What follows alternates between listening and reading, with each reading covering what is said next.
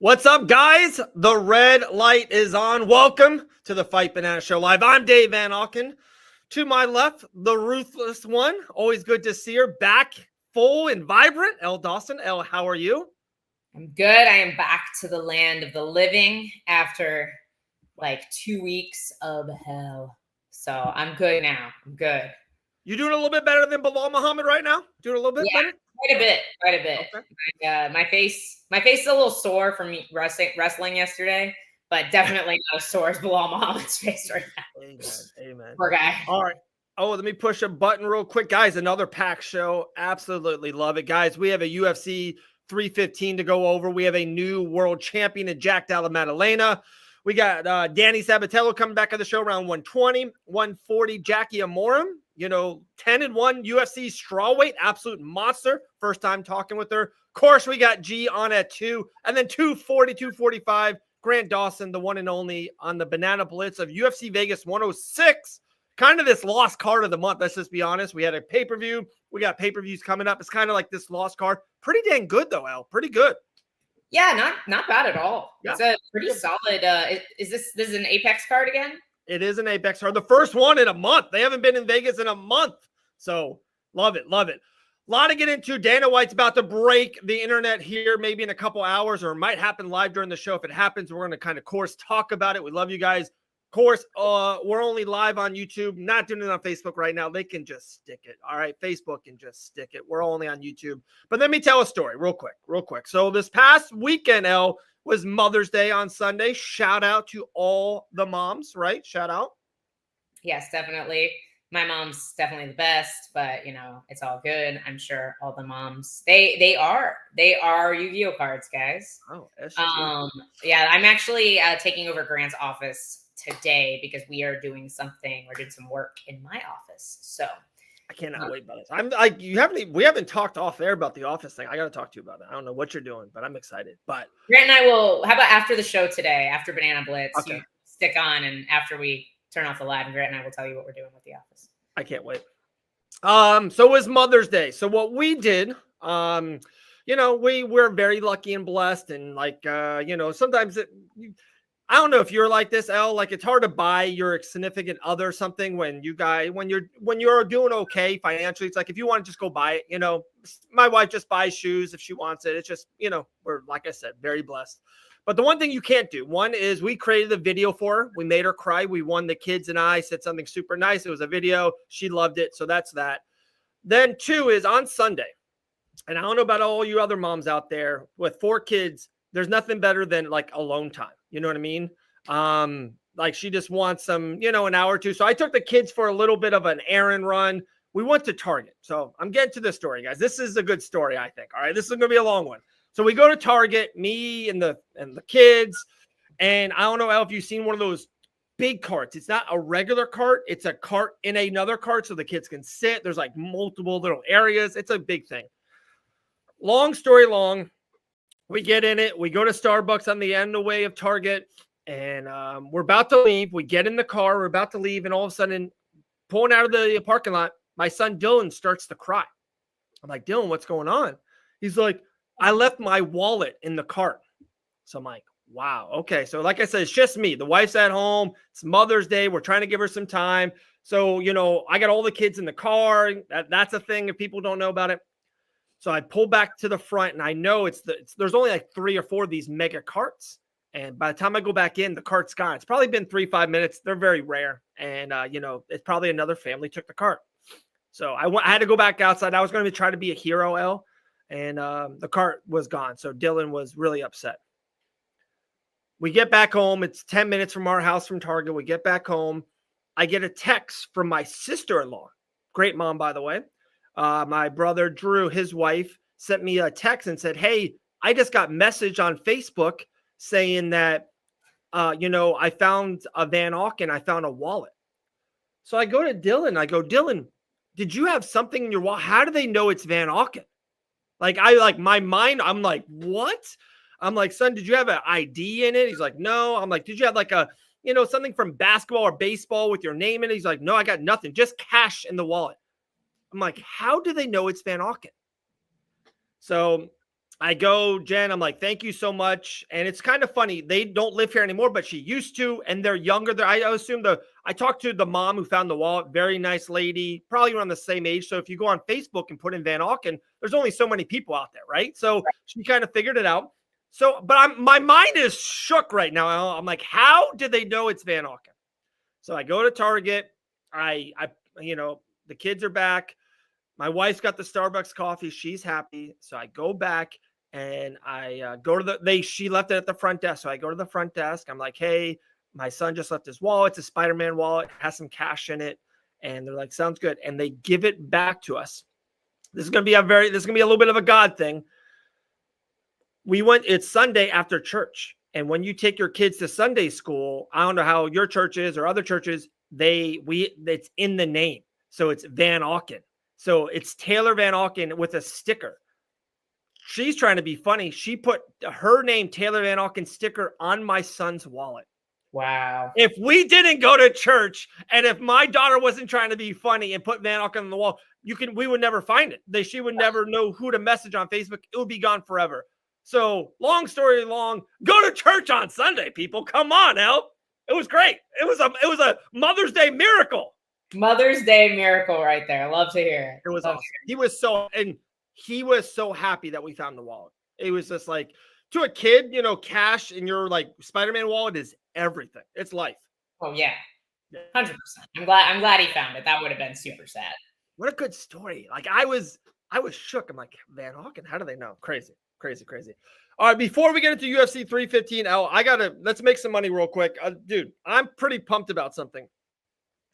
Did you tip the lady who found the wallet and turned it in? How can I tip them? I did. I messaged her. I said, hey, thank you so much. You saved my kids. I gave her a very nice thank you on Facebook. We actually went back and forth 2 or 3 times. Looked like a nice family. They live in the area. I was like, thank you.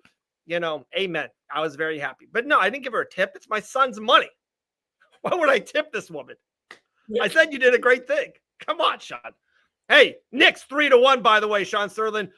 I don't know if you know this. The Knicks are the big underdogs. We're winning 3-1 against the champions. It's like, in MMA terms, it's when Anderson Silva lost to Chris Weidman. Okay? Big things are happening. Big things. All right. So I'm going through Walmart, all right? My Walmart here in town, and I saw something. I was so pumped. You ready? Dude, look at these toys, El. They're action figures. These are like UFC fun toys. They're all wrapped. You don't know who you're going to get. You have to open it and do it. Of course, I bought some at my local Walmart. But they can be sold nationwide in Walmart in the electronics section, the entertainment section. I opened one up. I was going to say, let's see one. Dude, Charles Oliveira. Look at this back tattoo. Cute. Look at this. All right. So what I want to do right now, I want to open one up right now on there. Okay. Don't know who it is. Pop it open. Let's see. Uh-oh. Did the stickers give it away? Dude, you get like these stickers. How cool is that? With the shorts? And then it comes with this octagon cage. I'm telling you guys, PMI toys, get them at Walmart in the electronic and entertainment section. Look at this, dude. The Blessed Max Holloway. They're so cute. They going to lose to Diamond Poirier. Sorry about it. Dude, how sick. So I got 2 of them now. And then also, there's rare gold ones. So like these are the normal ones. There's rare ones. I would love to get a rare one. So I got to go back to my Walmart and buy them. PMI toys. Go in the entertainment section and the electronic section in Walmart nationwide. You can buy them anywhere you want, dude. Look how cool these are. I like that it comes in a little bag. Oh, how cool is this? And they're like legit. So go buy it. There you go. Should we give some away? Yeah, heck yeah. I want a Max Holloway doll. Whoa. We'll give some away. Can we give? I don't want to give it to just you and me. We got to give it to the people. No, we'll give it to you guys. Should we? I mean, should we do it on the show? Should we do it? Yeah, just guys, follow us on Fight Banana, sub the YouTube channel, and then follow PMI and IG, and then say that you did it, and we'll give you one. I don't know. Heck yeah, we'll do it. First, whoever hits us up first about it. Yeah, but no, like you understand, he didn't see the lady in person. Yeah, I never met her. I just met her on Facebook Messenger. Turned it in to the target. So That's actually a pretty good comeback, Sean. Shout out. But guys, Knicks in 5. All right, Elle, we got to get into it. It's been 11 minutes of the show. I'm sorry. I told a very long story. I sold some UFC toys, but we got to get into UFC 315. We have a new world champion now. A new world champion in the welterweight division. Jack Dalla Maddalena defeated Bilal Muhammad via unanimous decision. What was your instant reaction of Jack winning the championship? I definitely had like, I don't know, kind of a weird feeling going into this week where I felt like I didn't pick Jack to win this fight. I honestly wasn't picking Jack, but I definitely felt like he was being counted out a little bit. I expected a closer fight than I think a lot of other people were. And I honestly, what Gillian said Sunday was perfect. He was just so well prepared. And I think the reason why we saw him progressively just take over this fight as we went on is not only was he stuffing the shots, but he's one of very few people who have been able to get back up to his feet from underneath Bilal Muhammad. And so when you are fighting a good wrestler and you have that confidence of, oh, he can't hold me down, well, then I can let my hands go. And you see strikers perform. I'm here all day.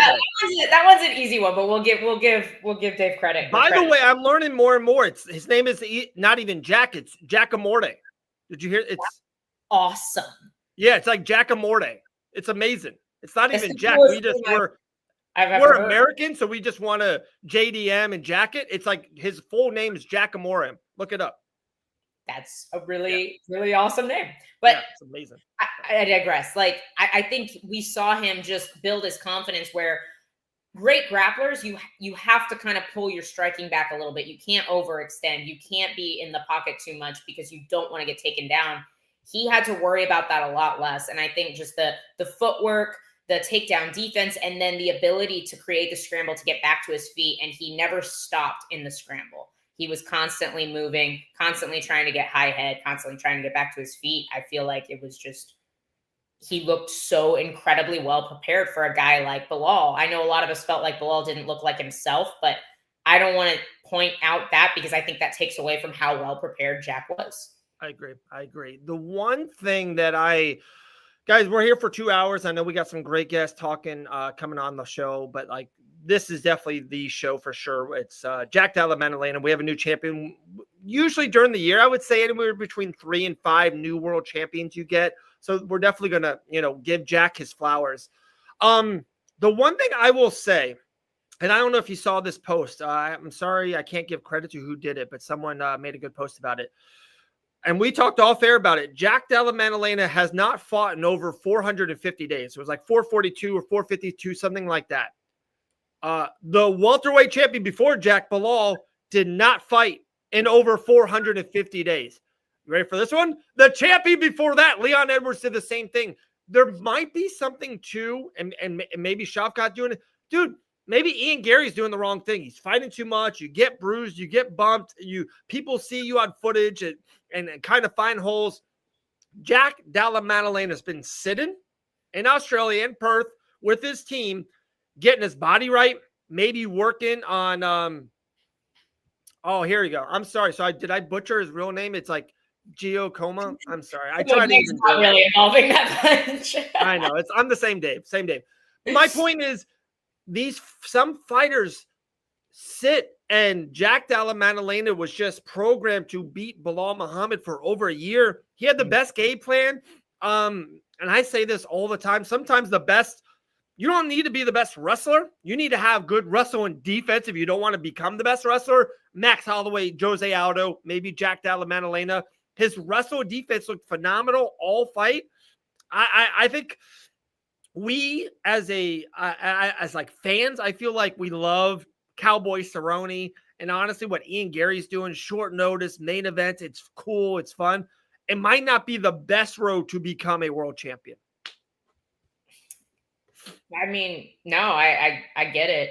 I will say this, in response to Sean's comment here, I do think Bilal's shot Not as often as I thought he would. The issue, though, is that he didn't keep shooting. He would shoot, he'd get a shot stuffed, and then he would disengage and go back to striking with Jack. And I do think that's going to be the difference if and when we see Islam fight JDM, is Islam won't stop shooting. He will chain shots 1, 2, 3, 4, 5 together. I don't know that he'll be able to finish it with JDM's size, but I do think that's what will be the difference in the style of fight. And I expected Bilal to chain wrestle a little bit more. And Jack even gave him, I think Jack made a few mistakes later in the fight where he gave Bilal opportunities to wrestle. Bilal had these 2 great takedowns. If he had, under 10 attempts, exactly, we needed to see him shoot more is what we needed to see from Bilal. Real quick, guys, I just want to throw this up. It might happen during the live show, but Dana White is going to make some big news. I assume it's UFC 317, the main, the co-main. I think we're going to get maybe even more. We might get the full card. It's going to happen. It's going to happen today. It might happen during the show. If it is, we're going to we'll break that down when it happens. If it happens later, who knows? Maybe we'll do some videos. Maybe we'll do a live later on tonight. We don't know. We'll figure it out. But so you already went there.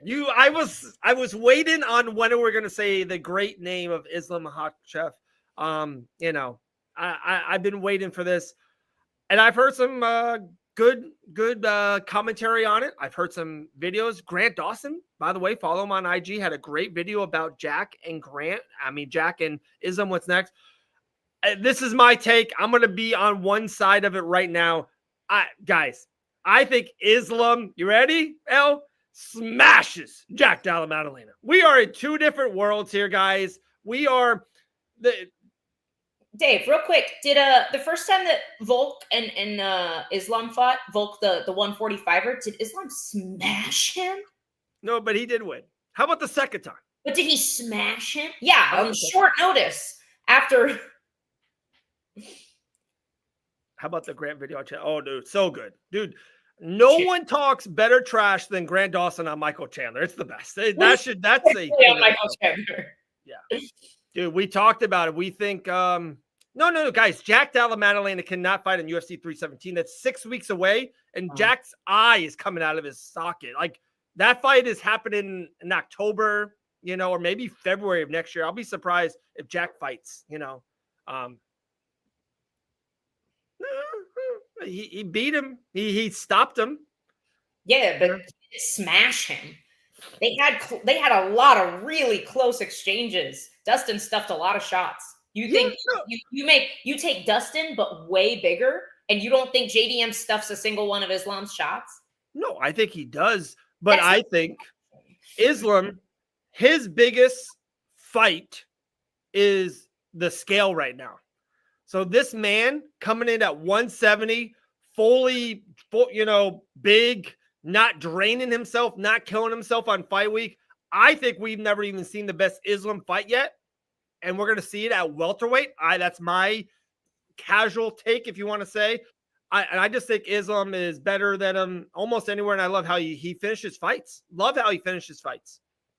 No, he might very well may beat JDM, but I think it's insane to say he absolutely smashes him after watching how good JDM's footwork, takedown defense, power, everything, get up looked. Yeah. Talking about someone smashing someone, L. Dawson. How about the Italian gangster? I don't know if you saw it a couple weeks ago. Went over there, went to Ryzen. Huge dome. Was it? I got to ask him, where was it exactly? Massive arena. It looks so cool. 3rd round, ground and pound stoppage. All this man does is, eat lightning and shit thunder. I don't know. The Italian gangster, Danny Sabatello. He'll do it better than I do. How you doing, Danny? How we doing, guys? Good, brother. Doing good, man. Hey, congratulations. Great win. Yeah. Thank you. It was a picture-perfect debut in that massive organization. It really couldn't have went smoother. Everything was perfect. The arena looked absolutely insane. Do you know how many people were in there? They said 50,000 people were there. It was at the Tokyo Dome. It seats 55,000. So I guess it was just under capacity according to the organization, but 50,000 people is just absolutely insane, especially for the sport of MMA. Danny, I heard 48,826 were there just for you. And, the other 12 and 100 was for the rest of the card. But 48,000, that's a lot of people, Danny. Congratulations. Yeah, the other 1,200 probably lied. They were probably here for me also, but they didn't want to admit it.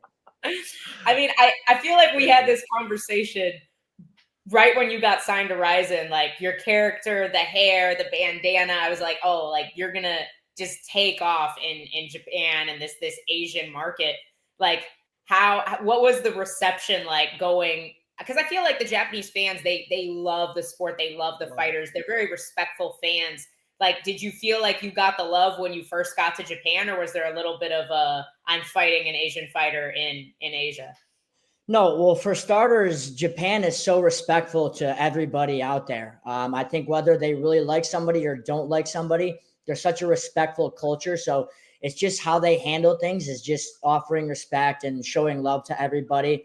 I think with me specifically, I resonate well over there because they really do love characters. And even though I keep saying I'm not putting on a character, I'm just being myself, I just know that I'm very loud.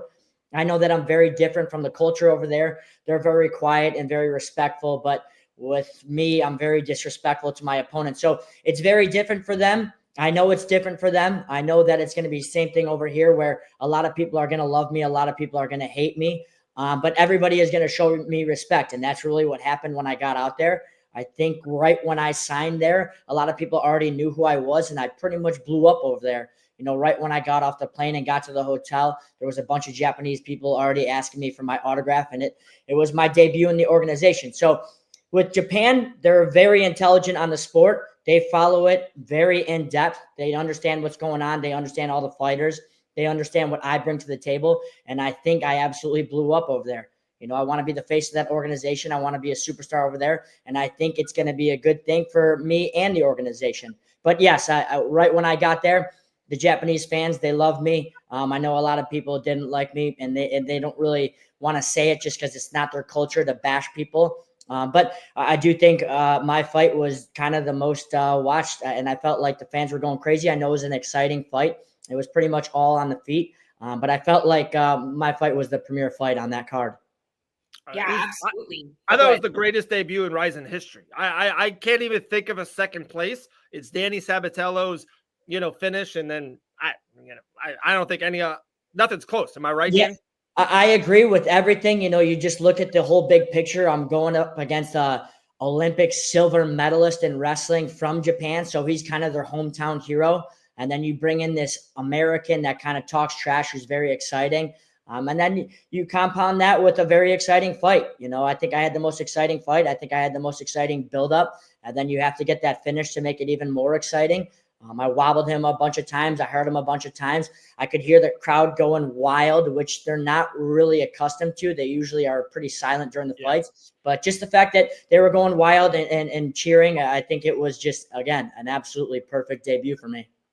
I got one more, and then Elle, please take it away. You said you flew over and you got to the hotel. How different was it than, you fought for different promotions here in the States? Was it a major difference, or was it a normal fight week, travel? Was it normal? Did you try to make it as normal as possible, I guess? No, I mean, I kind of just go with the flow, whether something is different or the same. It doesn't really matter to me. I'm not really superstitious or kind of have these tendencies that I do. I kind of just do whatever the fuck, and I know it's going to work. And that just comes through my preparation and being overly prepared for all my fights. Whereas, if I have a tough weight cut, if I have a good weight cut, if I'm injured, not injured, either way, I'm going to go out there and win the fight.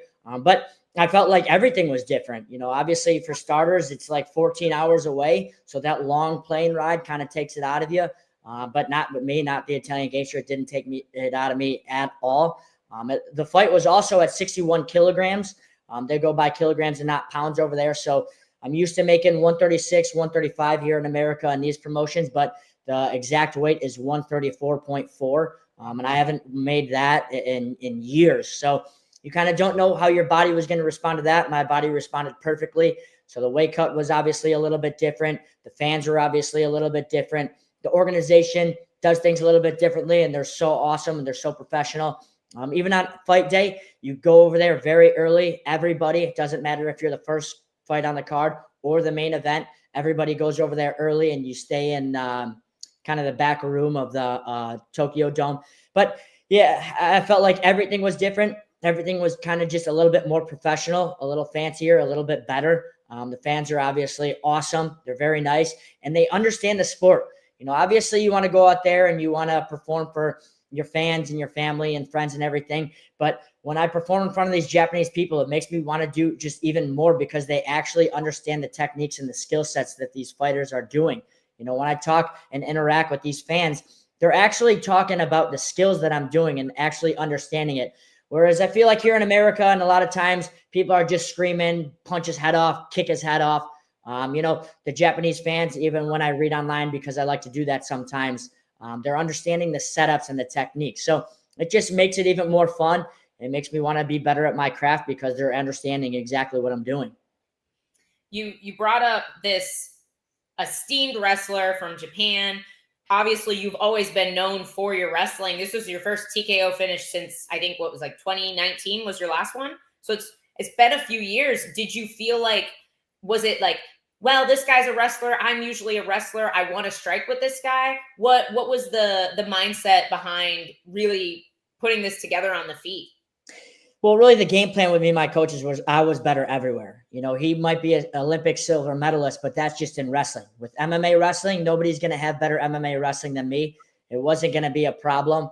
I'm a better grappler. We knew I was better on the feet. So it was pretty much just impose my will on the guy, do whatever. I had to make sure that I got my takedown just to show the fans that, listen, I can take him down whenever I want. I understand he's an Olympic silver medalist, but I'm the better wrestler here. And I did early on in the fight. I took him down very easily. And then I wanted to keep it on the feet just because I really wanted an exciting fight. I was very pumped when I got signed to this promotion.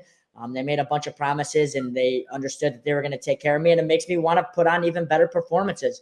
When the fans are awesome and the organization has very clear communication and that you're going to have good fights and a bunch of fights upcoming, you kind of just are a little bit more motivated for your fights. You're motivated in training camp. So I really wanted to go out there with a bang, dyed my hair. I wanted to have it a stand-up fight because I know that's what the fans want, even though it's a little bit more risky. But I really wanted to go out there and show out, and I wanted to have an absolutely perfect debut, and that's what I did. So the game plan was, obviously, if I need to, go out there and grapple, and I would submit him maybe in the first round. But I wanted to put on a very good show for those fans and that organization. I wanted to put a stamp on my very first fight in the debut, and that's just what I did. I'm sure Rizin is thrilled with you right now. Like you said, an amazing performance, and you could see all the videos after the fight, how excited the fans were. You've been very complimentary of Rizin, and obviously I know your goal is to become the Rizin world champion and move towards that. Looking back a few years, you had a very dominant performance on the Contender Series, but did not receive the contract because there was some critique on your style and not having the kind of fight that you had at Rizin. That's their loss, though. That's their loss. Their loss, absolutely.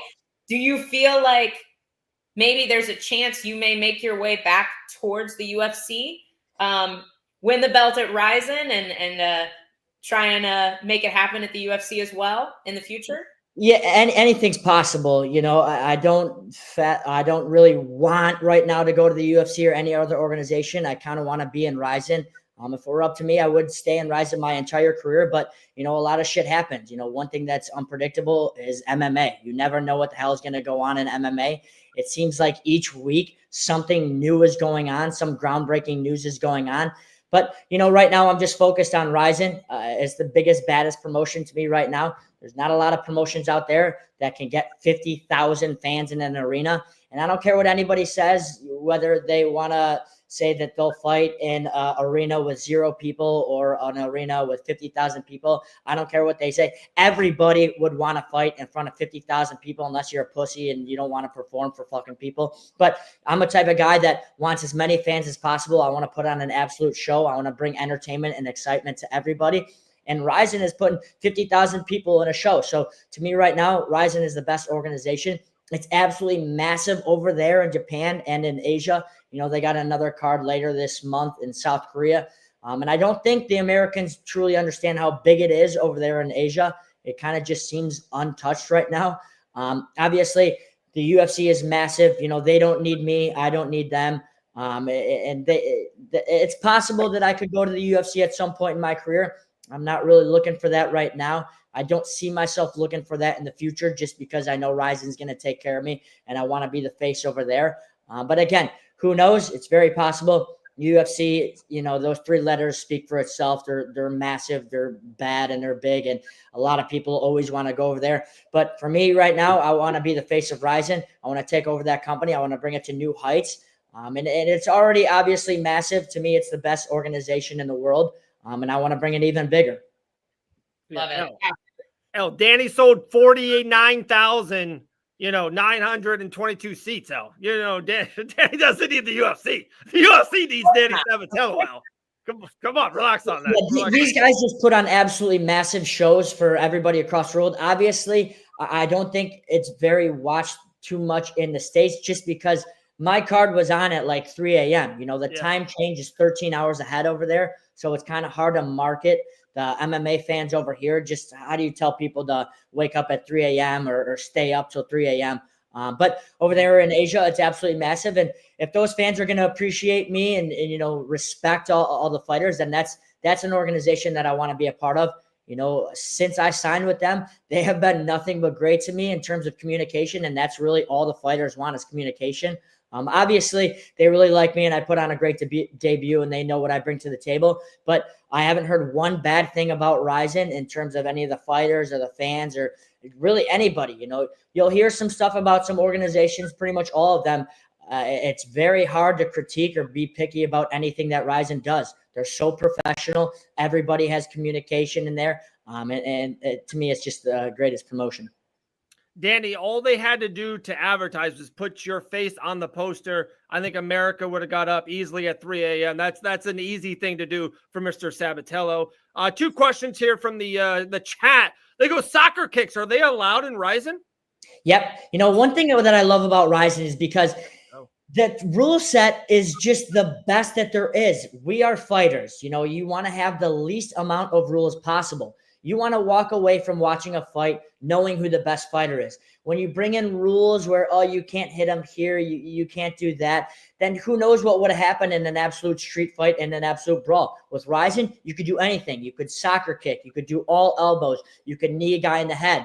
If you look at my fight after I took down Shinobu Oda, I tried kneeing him in the head while he was down. He kind of blocked it. It kind of nicked him. It would have been a sick knockout. But yes, everything is allowed. And Ryzen, we do absolute street fights there. And it's way more exciting too. I'm very excited because me as a grappler, if I take a guy down, I could knee him in the head for my ground and pound.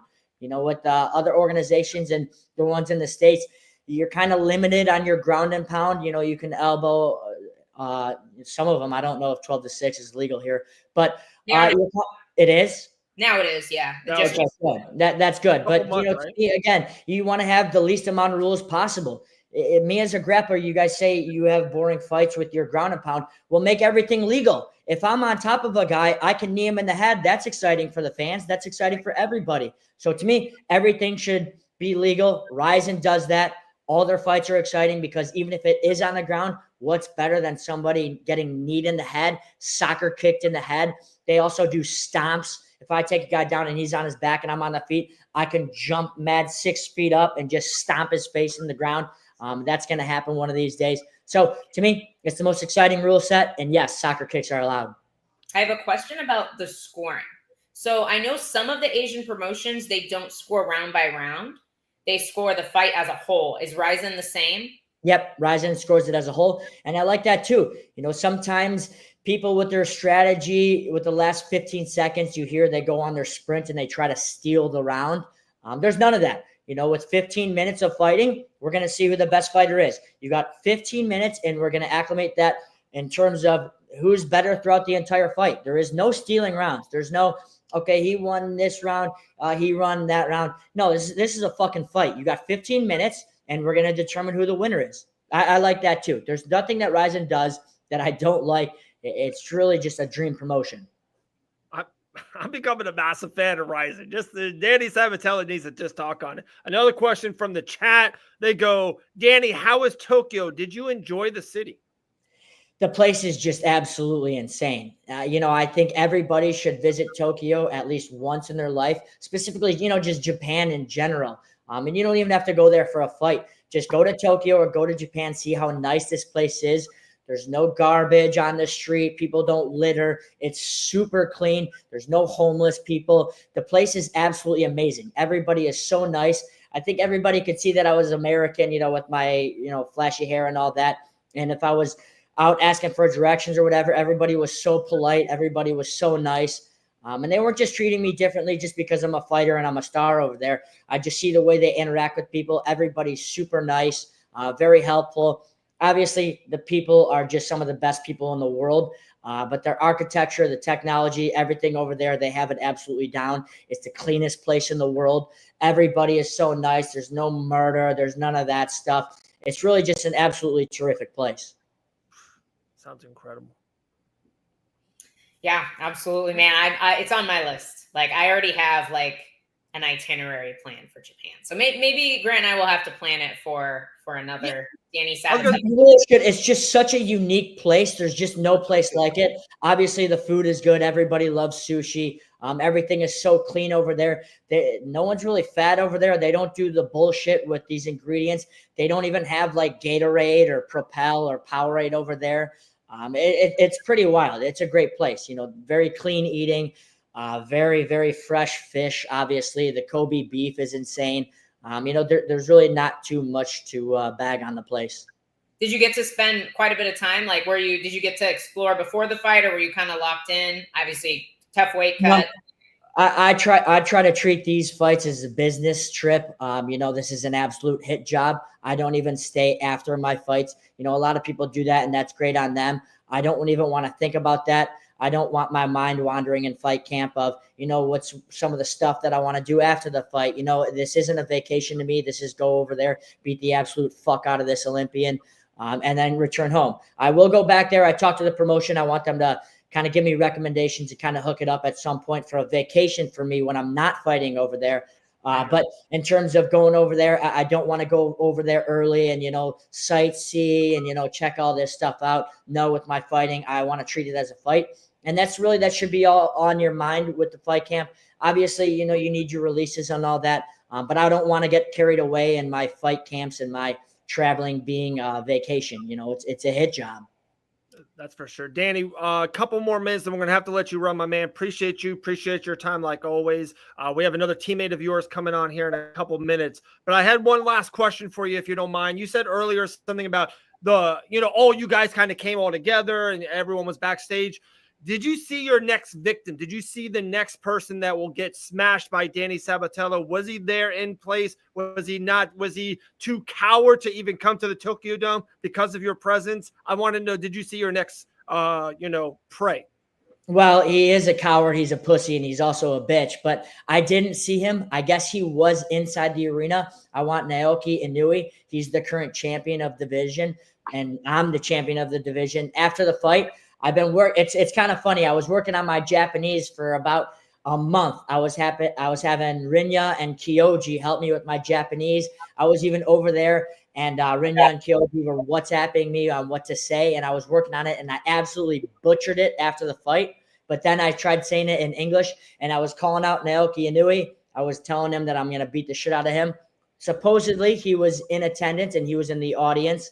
But I didn't really get to see him. He wasn't on the fight card or anything like that. But ideally, to me, he is next. I think I've earned a title shot over there. But, we'll just see. I told Ryzen, if not a title fight, that's fine. I'll fight 20, 30, 40, 50 more guys in order to earn myself a title shot. Doesn't matter to me. All these guys are going to be absolutely fucked. But I want Naoki Inoue.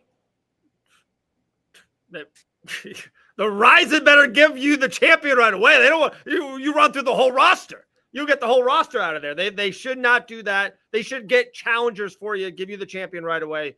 Danny Sabatella, the absolute man. Mr. Ryzen, literally 49,826 people were there in the Tokyo Dome to see Mr. Sabatella, the Italian gangster, live. Congratulations on the win. And any last words? I don't want to take it away from you. I didn't know if you know, is Juan Archuleta still on the Ryzen roster? I don't believe he is. I know he had maybe a couple fights over there. And I think lately he's been fighting at featherweight at 145. But I don't believe he's on the roster. Maybe he is, but I think he's up a weight anyways. Gotcha. I was going to say, if he is still on the roster, that's definitely a fight I would be interested to see between the two of you. Didn't know if he was on your radar at all, but makes sense. I'm just obsessed with the rising belt. I want that next, but in general, I want all these fucking guys. I want to beat the shit out of all of them, but I want them all to be title defenses. I need to get the belt ASAP just because that rising belt is so sweet, but they're all going to be up. Absolutely. Mr. Rising himself, Danny Sabatello. Thank you, sir. Appreciate your time. Let's talk soon again, my man. Always appreciate it. Yep, absolutely. Whatever you guys need. Thanks for having me on. Thank you. Thanks, Danny. There you go. Danny We'll Sabatello. What a monster. What a stud. Mr. Rising. Sold for 49,226 people. Talking about another monster. 10-1 is their professional record. 4-1 in the UFC. 4 wins in a row. Stopping every girl that gets in her way. She's just choking people out, taking arm bars. Absolute stud. Please welcome, first time on the show, Jaqueline Amorim coming on the show. Elle, did I do good on that name or what? Great. Hey Jackie, how are you? good, and you guys? We're doing good. Yeah, I'm blessed. You're out on the West Coast right now. What are you doing out there? Just take some time off, and I think tomorrow I'm going to Vegas and try to watch some friends. There is fight on the UFC card this weekend. Nice. Heck yeah. Mm-hmm. I was trying to think who is on the card. Do we have teammates or is it? I have some friends. I think it's strawweight fight is happening too, and I wanted to watch it, so I want to be there to watch it in person. So There's some really good fights, honestly. yeah, it's a really good card actually this weekend. Killer Apex card. Do you enjoy fighting in the Apex, or you are more of an arena girl? I actually fought Apex like 3 times and I really like it. It feels like more intimate. It's kind of like Jean, like you sparring. I think that makes you feel more comfortable. Like, oh, just another day sparring. I think you can hear the coach better. But my last fight I fought in Kansas City is in front of the public, and I think now I like it better. Now I just like the energy of the fans and everything. I think it brings more like, for you to perform better. I just really enjoy it. So I think fighting the public I feel is better now. I was going to say, Jackie, one of the biggest prospects, strawweight division, comes from the UFC.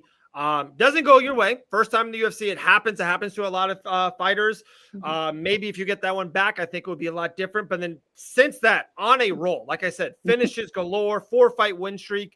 Looking back on that fight, was it like a necessary evil? Did it something that you would had to kind of go through to change something, or was it just one bad night in the office? And if you fought Mrs. Hughes again, that you would stop her pretty soon? No, I think it was actually really good. The first fight, what happened to me, it was an eye-opening for the UFC, because before I started the UFC, I have never passed first round. All my finishes were first round, and then. When I first had the UFC, my first fight was in front of was a big car in front of everybody, big cage, all the lights. So I think that got to me a little bit, for the first experience.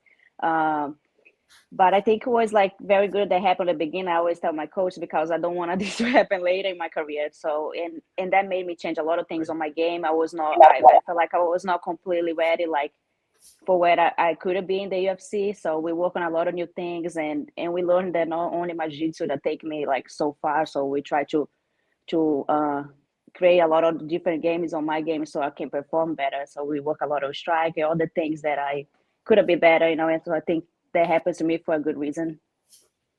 And I think Sam Hughes is maybe a bit underrated in the division as well. She's very tough, very gritty. So it was a good test and a good learning experience is kind of what you're saying.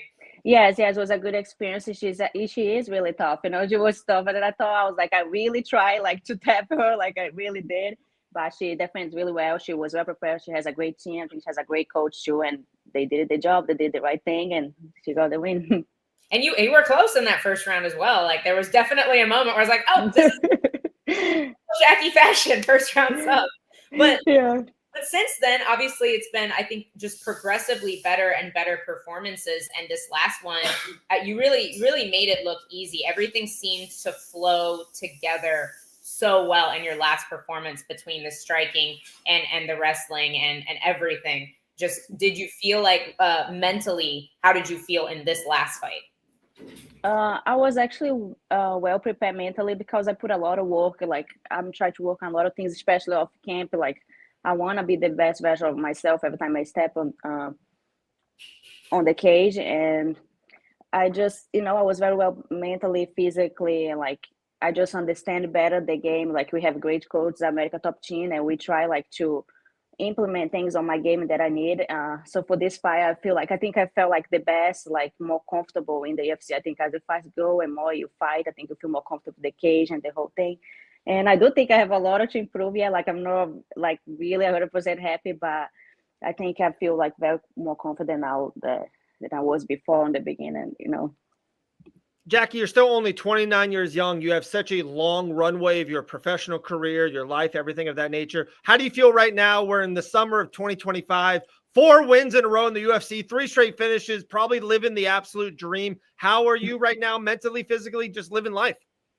I'm just like really happy now. Like I said, everything is happy. Like I mean, I think I'm like in the best time of my career right now. But like I say, my goal like to be a champion one day. So I mean, I'm not very satisfied. I want to fight again this year, of course. Like soon, I want to get in the top 15. That's my goal this year. So we have a lot of work to put in and just keep it like stacking the wins. I like it. If I could say just real quick, I know Elle's got a couple more things. You're a strawweight division. I'm sorry. My favorite fighter is a strawweight, Gillian Robertson. Can you just fight everyone else except for her? Can you and Gillian not fight each other? Is that okay? Is that a fair deal? Yeah, I also like Jill. I think she's amazing. Okay. Like she's a grappler. I think she's great. Yeah. I do like. I think one day that fight might happen, and I think it will be great for the people. I think she's a great grappler. Sorry, No, but it doesn't need to happen. You beat everyone else. There's a lot of girls in the strawweight division. I don't think it will happen anytime soon. She's way up there in the ranks. I wish she's big killing, but maybe the future like is a great like 2 great grapplers. I think it will be a great fight for the public. Oh, for the championship. Okay. Hey, all right. There you go. Strawweight has kind of become the grappling division for women. I think lately we've seen a lot of strikers move up at flyweight, and like Manon Fiorot, Natalia Silva, and then at strawweight we're seeing Gillian do really well. She was our teammate for a little bit, Talita Alencar. So like we're seeing a lot of these jiu-jitsu specialists. Does it excite you more to fight another jiu-jitsu specialist, or would you rather like face off against some strikers? I actually like to fight all the grapplers. Strike, of course, is kind of like better, right? Because it's like a different game. But I want to fight more grapplers. I think it is a great challenge for me because I'm a grappler now, so I want to see where I stand with the great grapplers in the UFC. So I mean, I don't really like choosing like anybody to fight. I just want to fight the best. You faced another grappler. We actually had her on the show previously, Vanessa Demopoulos. I know she just fought Talita, another high-level jiu-jitsu girl, and she was definitely very vocal. I have to ask about it, of course. Very vocal about the alleged glove grab. What would be your response to the fight and just how it went and what you saw in the moment? In the moment, I was just very locked in the fight, and the referee was there. We actually rewatched this fight over and over to see it. I saw some posts on Instagram. It looks worse than it actually was. I was actually holding her wrist, and she was trying to escape it. My hand slid down on the glove, but the referee was there. I think she said something to him, and he said to keep it going. So, and I understand why she is upset and why she is vocal, but I mean, I don't think that would have changed the end of the fight. I think she would have get the finish. But I mean, she can say whatever she wants to say, but I think the result would have been the same. Classy as always. Jackie, backing it up. Is there a name you want next? You said you want to see these higher level grapplers in there, and you also want somebody in the top 15. 4-fight win streak. I think it's well deserved. Is there a specific name on your radar right now? Not very specific name. We do have a few names because I know some 2 girls are fighting this weekend. I think it's Luana Pinheiro and Tisha Torres, and they are both ranked, I think, number 13 or 14, if I'm not mistaken. So I don't know, maybe who wins, or I can fight the next. I know Angela Hill wants to fight too. I don't know how soon she wants it, but I want to get in the rank. So I mean, whatever UFC wants, I just ready. No, I don't think I can find anybody else like outside the ranks. I want to be in the ranks. That's my goal. Calm down. Angela Hill, that lady calls out everyone. I don't know what's her problem. Okay? that lady calls out everything. Someone's coming on in 5-10 minutes. We'll talk about that. Jackie, we had an Instagram story. You shared it. We had a plethora of people ask you questions. There's too many to get to, but I'm going to try to get to them as fast as I can, as easy as possible. So whatever answer that comes to your head, we'll run through them pretty quick. All right. Okay. I think this one's a joke. Maybe not. They ask you, how much do you deadlift? Oh, deadlift. I can deadlift pretty much, but I think I forgot. I don't know, maybe 180, like deadlifting. Yeah. Okay. Yeah. They ask you, do you have an ab routine? No. No. All right. They go, where do you see your UFC career in 5 years? I want to be the champ. I'm seeing me as a champ. Well, Gillian's the champ, Jackie, at that time. Okay, I'm sorry. Gillian's the champ. All right. We'll get it. We'll talk later. We're cool. This person asked, what month do you want to return and fight for the UFC? Sorry, can you say again? Because it was a little. What month do you have like a certain date that you want to fight next in the UFC? Yes, I was planning like late July, beginning of August. That would be perfect for me. Okay. And your last one for you, they go, what's your favorite fight memory to date? Favorite fight memory? For my fights or like I think for your fights. Yeah, for your fights, they're asking. I think it might be my last one. I think, I think it was in front of the crowd again, because like I said, my debut, I lost, like it was in front of the public, and there was 3 fights on the Apex, and then I finally fought in front of the fans again. I think that will be in my memory. It was my first meet, like one of the fans, they hear the crowd. So I think that will be in my hand. Love it. Love it. Jackie, you're an absolute stud. Oh, anything else for Miss Jackie Amorim? Well, first of all, somebody pointed out, I did have you as my betting lock. That is true. That is true. Card, you were my lock. So definitely wanted to point that out. But Christian, great question, and I definitely want to hear your answer too. You said you got your eyes on this fight between Luana Pinheiro and Tecia Torres. Who do you think wins that fight? It's a hard fight to pick. I do think Luana can win this Saturday, but I don't know. I think she wins this Saturday more for judo background. I think she's longer, she's bigger, so maybe she'll win this Saturday. So, but I will definitely keep my eye on the fight. Love it. Love it. Jackie, thank you so much for coming on. Appreciate you. Appreciate your time. And we'll love to talk to you soon. 4-1 in the UFC, Thanks. Still 29 years young, 3 straight finishes for you. Jackie, thank you so much. Thank you, guys. My pleasure. Appreciate you guys having me on your show. Thank you. Awesome. Thank you, Jackie. Have a good day. Thank you too. There we go. The great Jackie Amorim, friends and teammates with Elle Dawson. All right, our next guest. I don't know if she saw. I defended her honor at all times. I am a Gillian Robertson guy. That's his first final. Let's welcome Jillian Savage to the stage. Like you have my back. Dude, always have your back, G. Forever, all right? That's what we do. Except when you don't remember that I'm going to be the second Canadian champion. But other than that was such a long time ago. I don't know how you remember that with all the green stuff that you might dabble through the day. I don't know how you remember that. I defend your honor at all times. Jackie, great fighter. She said she's going to be world champion in 5 years. No. Okay, Jillian's champion forever. Or if we're rolling, then I have your back. Thank you. Unbelievable. Thank you. There's a question we should address. I think it was Jackie was on, because obviously they know Jillian's in the UFC. Jackie does fight for the UFC. These two girls. I think they met you, Elle. What company do you fight for? I'm signed to Invicta. Woo! Jackie and Gillian are signed to the UFC. The Invicta FC monster. No one wants to fight you, Elle. Invicta. Dude, I've been so good with words today, too. So good. Jackie Amorim. I've been nailing it. I was really impressed. Thank you. Jack Dalla Maddalena. I was impressed until you said Invicta. I know. I'm sorry.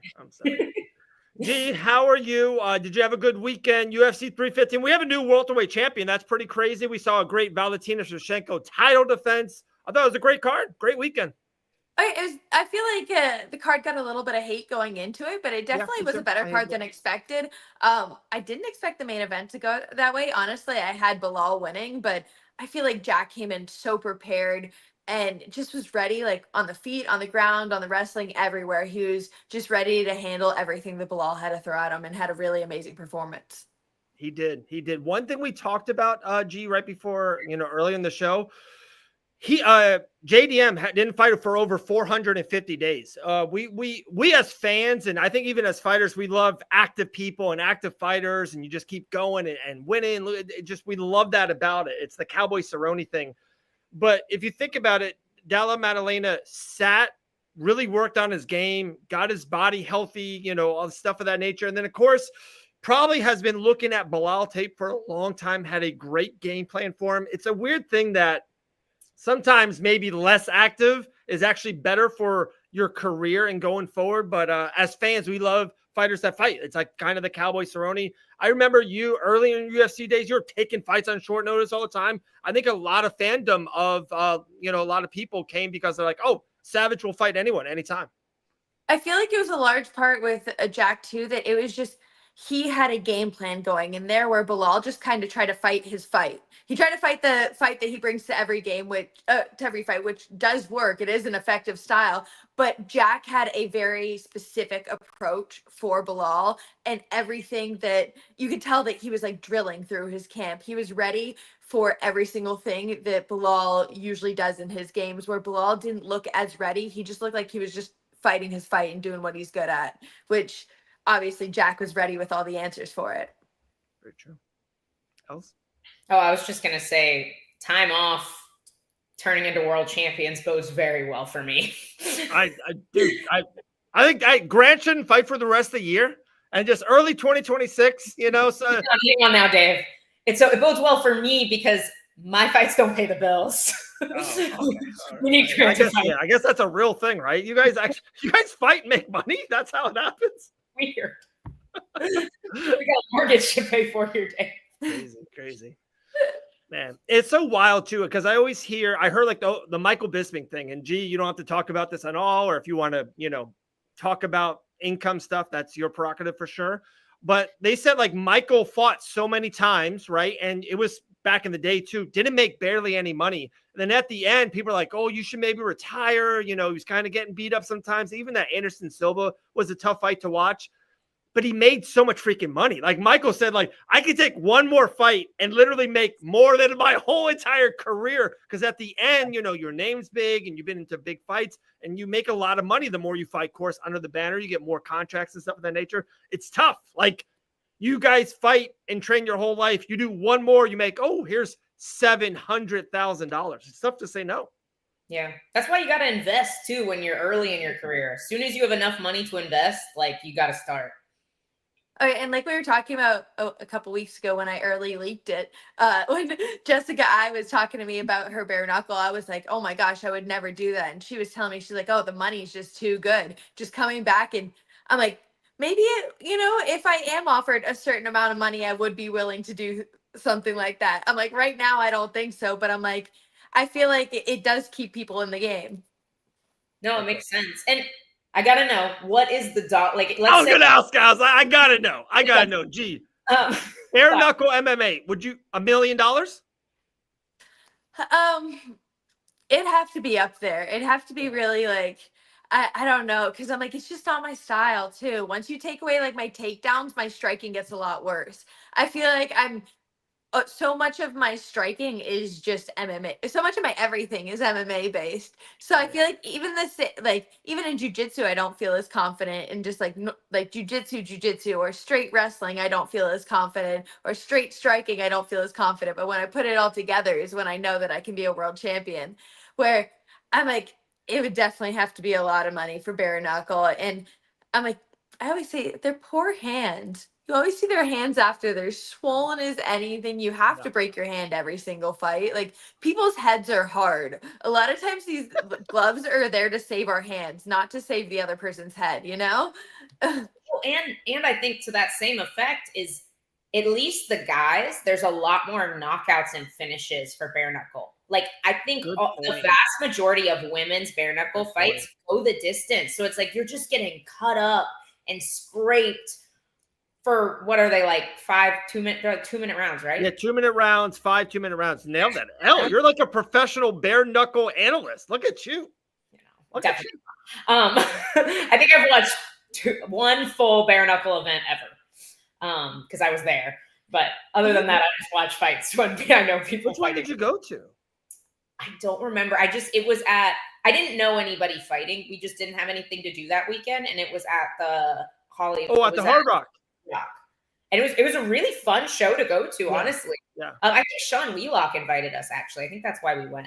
Because I love Sean Wheelock. He's the freaking man. But it's like, you just get so scraped up and cut up because these girls, you don't necessarily have enough to put each other away, which just sounds terrible to me. It sounds bad. Gee, I want to real quick. There's some of these new toys you can get at Walmart nationwide in the entertainment section right now. There's these new toys. I'll show you them. The one thing I will say, there's 14 fighters, world champions, but I'm super disappointed. No Gillian toy. I was like, I'm totally bummed out. Look at these. They sent me to them.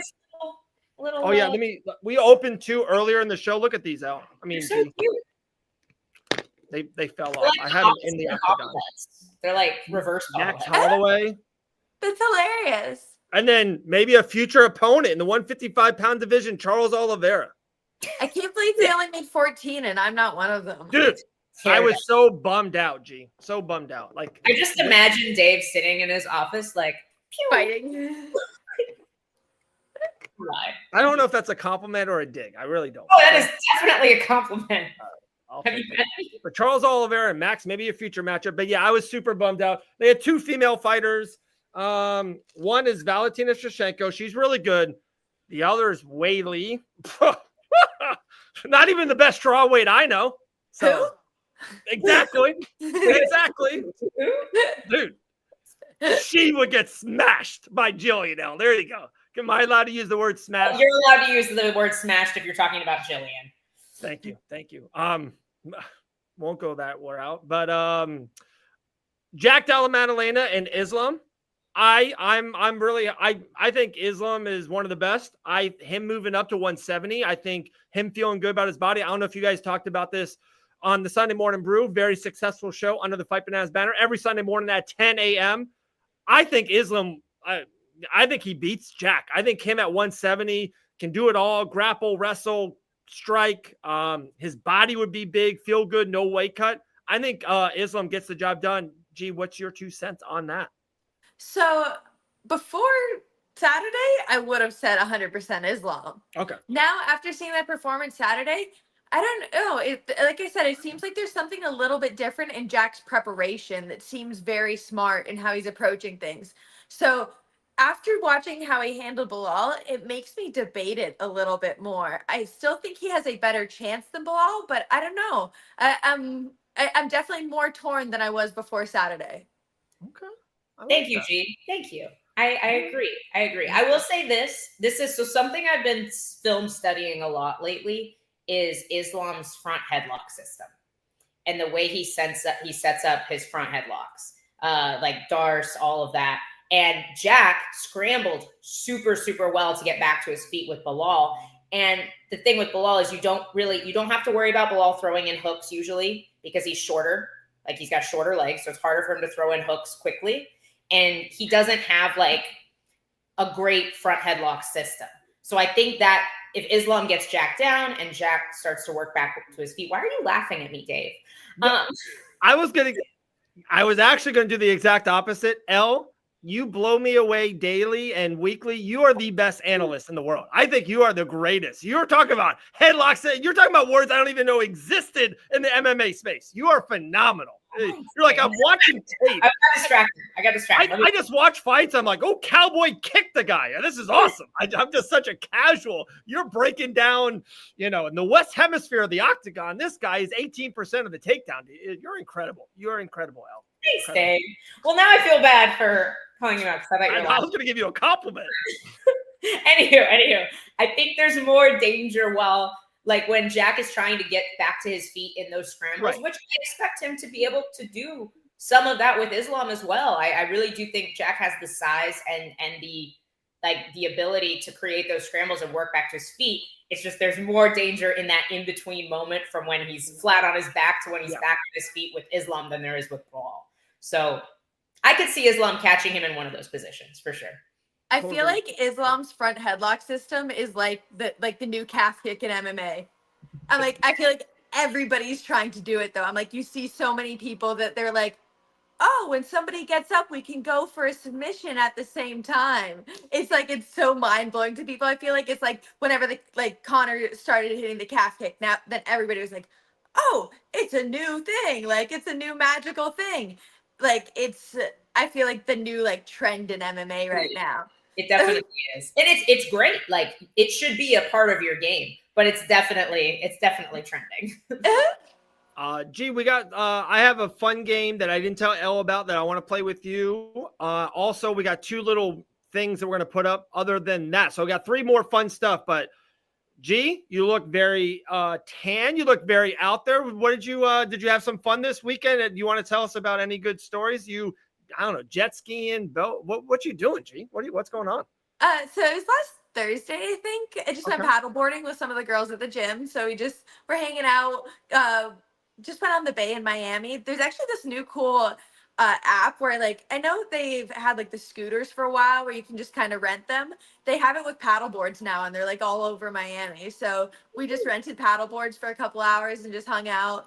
And honestly, I got pretty tan everywhere except my butt got bright red sunburned, bad, to the point where I trained on Friday and it was just it was painful training, but it was painful even laying in bed. But just my butt was the only thing that got burned.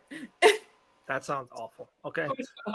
I'm being kind of facetious, but I'm going to be funny, I think, a little bit. Be careful paddleboarding. Did you see that lady got attacked by a crocodile in Florida and died?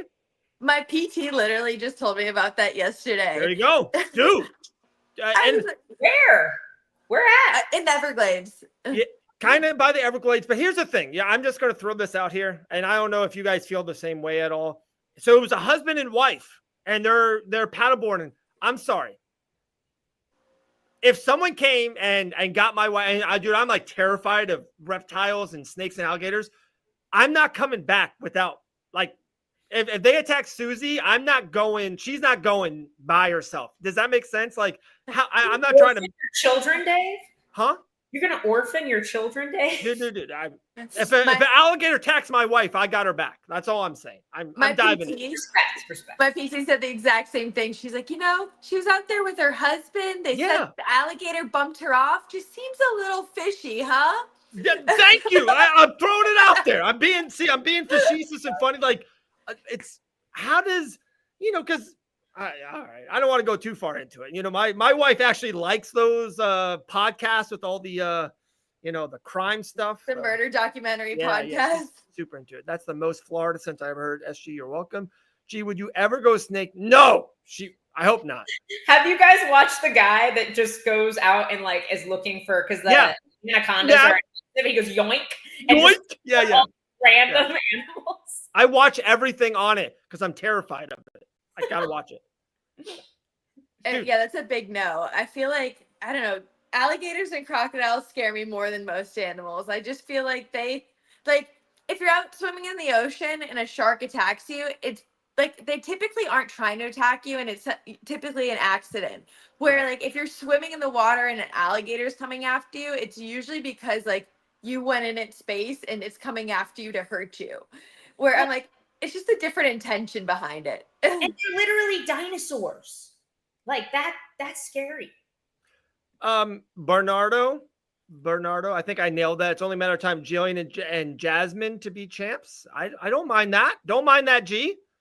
I don't mind that at all. I heard, I think she's ranked number 5 officially after today. 6, yeah. So she jumped up a little bit in rankings. I'm hopefully one more, and then I'll be in that same kind of spot, maybe a little bit higher. Yeah, you're passing all that. Gee, one maybe more. Get to 4, where see Natalia Silva? She passed it all. She's number 1. That's the G move. Your next fight, number 1. With a finish, I wouldn't be surprised, but I'm that's what I thought with this one too, is that if I had a finish, that I would get bumped up a little bit higher than 9. but I just got put at that spot. So Right. I don't know. I never like get my hopes too high, you know? I feel you. This is the Grant Dawson response. In a normal, if we're just in a room, I think so. But if they have Susie, if they have her by the leg and drawing her in, one day versus 100 Crocs, I would win. Like, you know what I mean? That's just, come on. Let's go. In the water, in its natural habitat. Oh, dude, I would. Everyone thinks I'm just a nice guy. People in Florida should carry guns. Oh, Guys. that's probably the second smartest thing you said on this podcast. And one was about a front head choke or something. I think I still have no idea what you mean. I gotta go back and rewatch it. Making stuff up and see if you catch it. Dude, I'll catch it. Words. Just gotta make up submissions, things like that. I'm gonna ask Jillian when Jillian comes on. I'm gonna be like, oh my gosh, did you see that that Peruvian necktie twister? That's actually a real thing. I know. All right. Here's a fun thing I would love, especially G's 2 cents. Dana White says he's got breaking news. It's going to happen any hour now. It might happen live on this show or right afterwards. Jillian, you broke the news with Jessica. Dean Thomas is really close. Do you have the gossip? Do you have the tea, G? What's going on? I don't think Dean even has the gossip ever. I'm like, I feel like he's kind of in his own little world. He's never pushing for the gossip, and that's probably why Dana keeps him close, because he's not nagging him for that stuff. So I'm like, I really have no idea what it was. But the second, like right after practice, looked on Instagram and I saw a post about that, and I was like, oh, I wonder what it is. I can't wait for the fight announcement. What if you can put your Fight Bananas hat on, G? We would assume it's 317. I would think the main, co-main, probably even featured fight. What do you think could happen? What are some possible matchups you might see? I'm assuming that Taporia is going to be on the card regardless, you know? Yeah. I honestly don't know. I'm kind of, besides it definitely being Taporia, I don't have any like solid locks. I don't know. I'm not 100% sure on this one. Okay. I think it's Ilya and Charles, right? I think that's the fight. But for some reason, Islam keeps on saying he's not vacating the title. He wants to go both. So I think it's for like the interim championship. And I don't think they can headline International Fight Week with the interim. So I'm gonna guess it's Ankalaev and Yuri, light heavyweight championship as the main, Ilya and Charles as the co. And then I don't know. Gaethje Arman featured?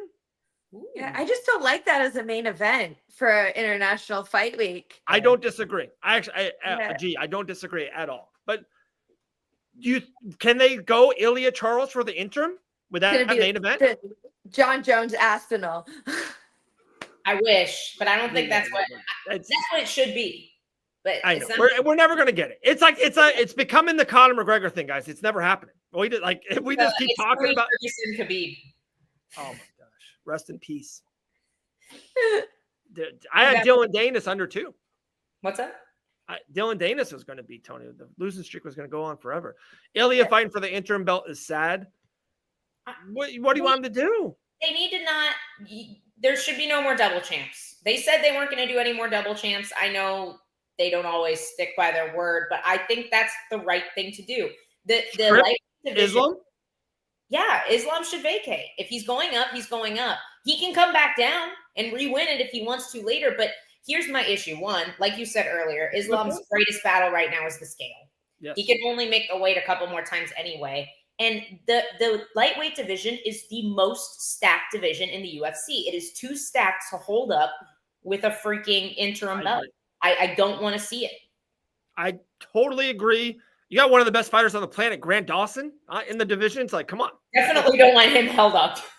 Remember, Morgan. And I think Islam will move up to 170 and be like, wow, that fight week rice was amazing. I can actually drink water. Like, this is the best thing ever. He's going to beat Jack Della Maddalena. And then he's going to look around. He's like, Shavkat? Sean Brady? Like, I think Ian Gary, I think he's going to feel really comfortable up there. He's never coming back down. Ever coming back down. You should stay at 170. Open up that division. Dude, Grant's going to be like, after Islam moves up, Ilya's going to move up and lose. He's going to want to go back down. Dustin's retiring. Grant's like number 6 just on, people falling out. Retirements and weight class changes. He should never fight. Pull the Jack Dalla Maddalena. Never fight. You fight for the title. Michael Chandler's going to get cut. Big Grant Sellis Yu-Gi-Oh! That's a comment of the day. That's a comment. All right. One more about the Yu-Gi-Oh cards. One more artwork for you, and then I don't know why I got a fun game for G. I think it's gonna be very informative. But I saw this earlier. I got super upset about it, and let me see if G figures out why I'm upset or what her thoughts on it. I love putting G on the spot. So here we go. So this is the brand new UFC pound for pound rankings. Islam Jones, Ilya, Merab. God, Merab is so good. Dreykus is amazing. Ankalaev, very good fighter. Volkanovski, Poetan. Number 9 is Jack Dalla Maddalena. 10, Pantoja, Aspinall Holloway, Bilal, Sugar Sean O'Malley, Charles Oliveira. Gee, if I could say, why would I be really upset about this new rankings? I'm assuming just the emphasis on the Jack Della. Yes. Yeah. Okay. Okay. Yeah. This brain's about to start. I know. Jack was awesome on Saturday, guys. He won the championship. Me and Elle talked about it earlier. There's usually 3-4 new champions a year. Like, great win. And he beat Bilal unanimously. I don't think anyone will argue it was he won that fight. Awesome win. His wins before that is split decisions with Kevin Holland. He stopped Gilbert Burns. That was a close fight. Like, he doesn't have this lineage of 10 great wins in the UFC and then fought for the title, kind of like Bilal or other fighters did. They had this great run beforehand. It was a good run. How is he above Pantoja? 4 title defenses. Tom Aspinall, one of the best heavyweights, if not in the last 5 years. Like, even like guys like Max and Charles Oliveira. I just think Jack at number 9 is crazy, especially over Pantoja. That's insane. And like they literally had to sign a guy from another promotion because they couldn't find anybody in the division that Pantoja hadn't already beaten. I know, yeah. Am I wrong, G? Is that how is he below a guy with 0 title defenses? No, the one that was under him that really shocked me was the Pantoja one, Just somebody who has multiple title defenses already. How are you going to say that this person who just won his title is now ranked higher than him on the pound for pound? Ankalaev has 0 title defenses too. And he's way above Pantoja. It's great. Like, did he beat Brandon Morano? What are they doing? Like, he's a great guy. Great guy. All right. We're all on the same page. I like this. All right. One last thing. And I don't know if you guys have this. Go read back and watch it. Our good friend, Jaqueline Amorim, said she was going to be champion over G. Come on, Jackie. Come on. She just said she wants to fight some great grapplers. She did. She gave you a lot of respect, G. I don't know if you saw it or watched it. She's like, oh, I'm a fan. I like her style, grapple and finishes. She's a fan. So there you go. And I'd love to defend my belt against her one day. Wow. I would love to see it. I'm just happy to be here. Dude, I get this. I'm a little unbearable on my people, on my G and Grant. When Gillian becomes world champion, the world is fucked. Okay, they will never not hear the end of it. I will have T-shirts. I will have posters up. I said it every day on Tuesday. I will have shows every day of the week, and it would just be a Gillian propaganda pushing the greatest ever. That's all it would be. Worth it every second. Campaign car. Dave's car is going to be like wrapped in Gillian Robertson, and he'll have like the loudspeaker at the top, and just. That's maybe too far. I got a lot of kids. Okay, we got basketball practice tonight. But okay, here we go. Here's a fun game just for Gillian. Elle will play it later. Who is the next fight? Okay, I want you to predict. I'm going to say some names, and I want you to predict who she's going to fight next. Okay. Ooh. First name on the list is Valentina Shevchenko. I think she's going to fight Silva. Natalia Silva. Yeah, Silva. I think that Natalia, she has a very effective style to win fights and to be a champ. It's not a style that I necessarily like or find super entertaining, but it's a style that's very hard to fight stylistically. So I see her beating Valentina. Wow. Okay. Next on our list is Jasmine Jasavicius. Did I butcher that? Can you say that again? Jasmine Jasavicius? Jasdavicius, I think. That was close. Yes. So I missed a D. Jasmine Jasdavicius? Closer. Closer. One more. Jasmine Jasdavicius? Closest. Okay. I'm getting there. It wasn't a Mochiano, so we'll give you that. Wearing the shirt today, you saw that? I'm pretty sure you had that shirt and knew the spelling when you still called him Mochiano. Dude, I was just doing that on purpose, okay? I had no idea who you were referring to when you said that at first. And now when I see the shirt, I'm like, oh, Moicano. Yeah. That was a bad day for me, G. That was a bad day. I was in Starbucks 3 times, and it was a what did I say? You called him Mochiano for like 6 straight months. That definitely sounds like something you get from Starbucks. Yes. Thank you. All right. Who is Jasmine Jasdavicius going to fight next? Trying to think of who really is in that division. The first name that comes to mind would be Blanchfield. I feel like that would be an interesting matchup. Give me that. Take my money. You think she beats Macy at the end of this month then? Yeah, I didn't know that matchup was happening, but yeah, 2 weeks, right? 2 weeks. Yeah, I guess the winner of that fight would be interesting, regardless if it's Macy or if it's Blanchfield. I like it either way. It's funny. It's funny you said that. I was thinking the opposite. I think the loser might fight Jazz next, because the winner's probably number 1 or 2. That's true. You know what I mean? Like the winner keeps moving up. Just the way that division is. Yeah. I think the loser might fight Jazz next. So, I like that. I'm gonna Jazz versus Blanchfield. I like that. All right, another girl for you. Had a tough UFC 315.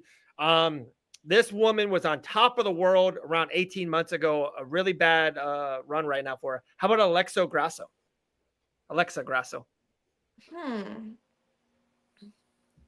another one too that I'm not really sure where to put her.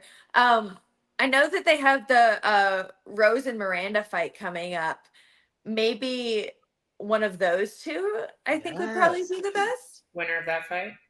Yeah. G is matchmaking, killing it right now. I like that again. All right. One last female fighter. To me, G, I think she is maybe the greatest female fighter that's ever touched this planet. Who does Gillian the Savage Robertson fight next? Well, might have heard it in my post-fight speech, but we're looking for that Amanda Lemos fight. I would love to have that fight. She's coming off a win. She's ranked 4, and that spot would look good with my name next to it. Okay. UFC. No, you don't want to go to a dab. Trying to think. Maybe a fight night. Yeah. Honestly, my predictions right now is they either get the Lemos fight on like a main card somewhere, or I get a Mackenzie Dern fight as a main event, like maybe an Apex main event. So those are my 2 like predictions of where I think what would be next for me. Dude, I like I said, this is a casual talking. To me, a main event and getting the poster and signing it, the whole card's about you. Every fighter is signing that poster. They see your face. To me, that's a thing. That would be pretty cool. As a fighter, I would want that. Oh yeah, 100%. I'm like, it's definitely, it's a surreal moment. I feel like every time going, like just being with the UFC, it's like, just, it all is a surreal moment that I don't know, it's my job. This is my life. But to see your face on a poster, it's like, you really are making it to that next level. And the poster sells itself. Like you got Dern on the left side, the blonde hair, you do it like very yellow behind Dern. Opposite side, it's G's face. You guys are doing a face-off. The red hair, you got a really red glow around it. I can see the poster right now. I can see it. No, you already got it made there. There you go. All right, dude. I don't know about a UL. I think this is one of my best performances on the show ever. I think I'm just top notch right now. On fire. But LNG, you haven't noticed there's these new toys, PMI toys. You can get them at Walmart anywhere. Go to the electronic area, the entertainment section, these new toys. there's gold ones. There's gold rare ones. You can get them anytime, and they're paying for the show now. So there you go. All right, G. Anything else? I think we killed it. Absolutely killed it. Talked about 317, 315. We played multiple games with you. We, had to slow down Miss Jaqueline Amorim just a little bit. We had to slow her down. Okay. Slow her down. Slow her down. She was very nice, though. She was very nice. Sweet as pie. She's great. She's out. You said she's out there in California right now? Yeah. She's on vacation with her husband. So they're having a good time out in California. Awesome. Celebrating the win. So so you're saying she's not in not an America Top Team training right now? Huh. Oh, no, she is. Heaven forbid, taking a couple weeks off. She's not vacationing. She was right back in it Monday morning. Okay, I saw it. I honestly just have nothing better to do with my life. Julian went paddleboarding. You had a Thursday. Me and my friends, we woke up, we drilled, we sparred each other, and then we went paddleboarding together. You know? It was like another exercise. She's got another training. Unbelievable. Dude, the best I've ever seen. Gillian Robertson. Dude, G, you're the best. We appreciate it. Dude, Sunday Morning Brews, killing it. You guys are awesome every Sunday. We appreciate it. Live on the Fight Bananas official YouTube channel. G, have a great week. We'll talk to you soon, my friend, all right? I'll see you guys. There you go. The great Gillian the Savage Robertson. Dude, what a show, El. What a show. Dude, I could talk to Danny Sabatello 5 days a week, and I would maybe need to rest on Sunday. But other than that, I could talk to him all the time. That guy, he's great. Danny's a great guy. He is. So good. All right, let's break down a little bit more of UFC 315. I kind of wanted to go into UFC Vegas 106 with Gilbert Burns and Michael Morales. We're not even going to get to it. I guess we'll get to it a little bit more in Banana Blitz, maybe. You and Greg? We're going to break down the whole card. So okay. Banana Blitz, we usually get through most of the card, I would think. Yeah, I feel we do pretty good. I do. All right, let's talk about Valentina. Her 10th title win. That's amazing. Like, she's been around. I feel like sometimes when she's not very vocal, she's not very, she's not out there a lot. And also I think she has her lane. And if you like it, you like it. If not, it's whatever. But just one of the greatest female fighters to ever live, can do it all. She's so well-rounded now. She's becoming such a well-rounded mixed martial artist. I was blown away by her performance. Manat Fior was humongous. Fior was so big, but Valentina got the job done and win by unanimous decision. Yeah, and honestly, super close fight. And it I know we're not playing the game yet, but I think Silva probably does have that next spot, but I also wouldn't be shocked if they went ahead and did a rematch because the fight was so close, but it also wasn't like the most exciting fight. What? Oh, you're going to make me big. It also wasn't the most exciting fight, I think. Which I honestly don't necessarily expect Silva versus Valentina to be a super, super exciting fight either, because I think Valentina has a much flatter style than she used to have. She used to move her feet a lot more. She had a lot more in and out. She's gotten older. She's had to be more efficient.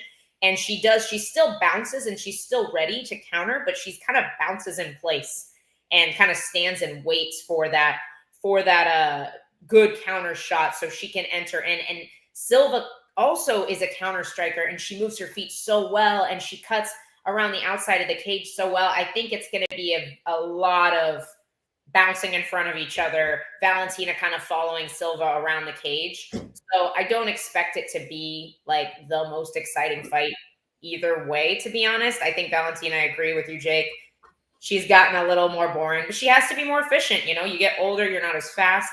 I don't think we've seen as much danger factor from Valentina. So I think it's probably going to be Natalia Silva, but I wouldn't be surprised to see that rematch because I thought it was a very close fight.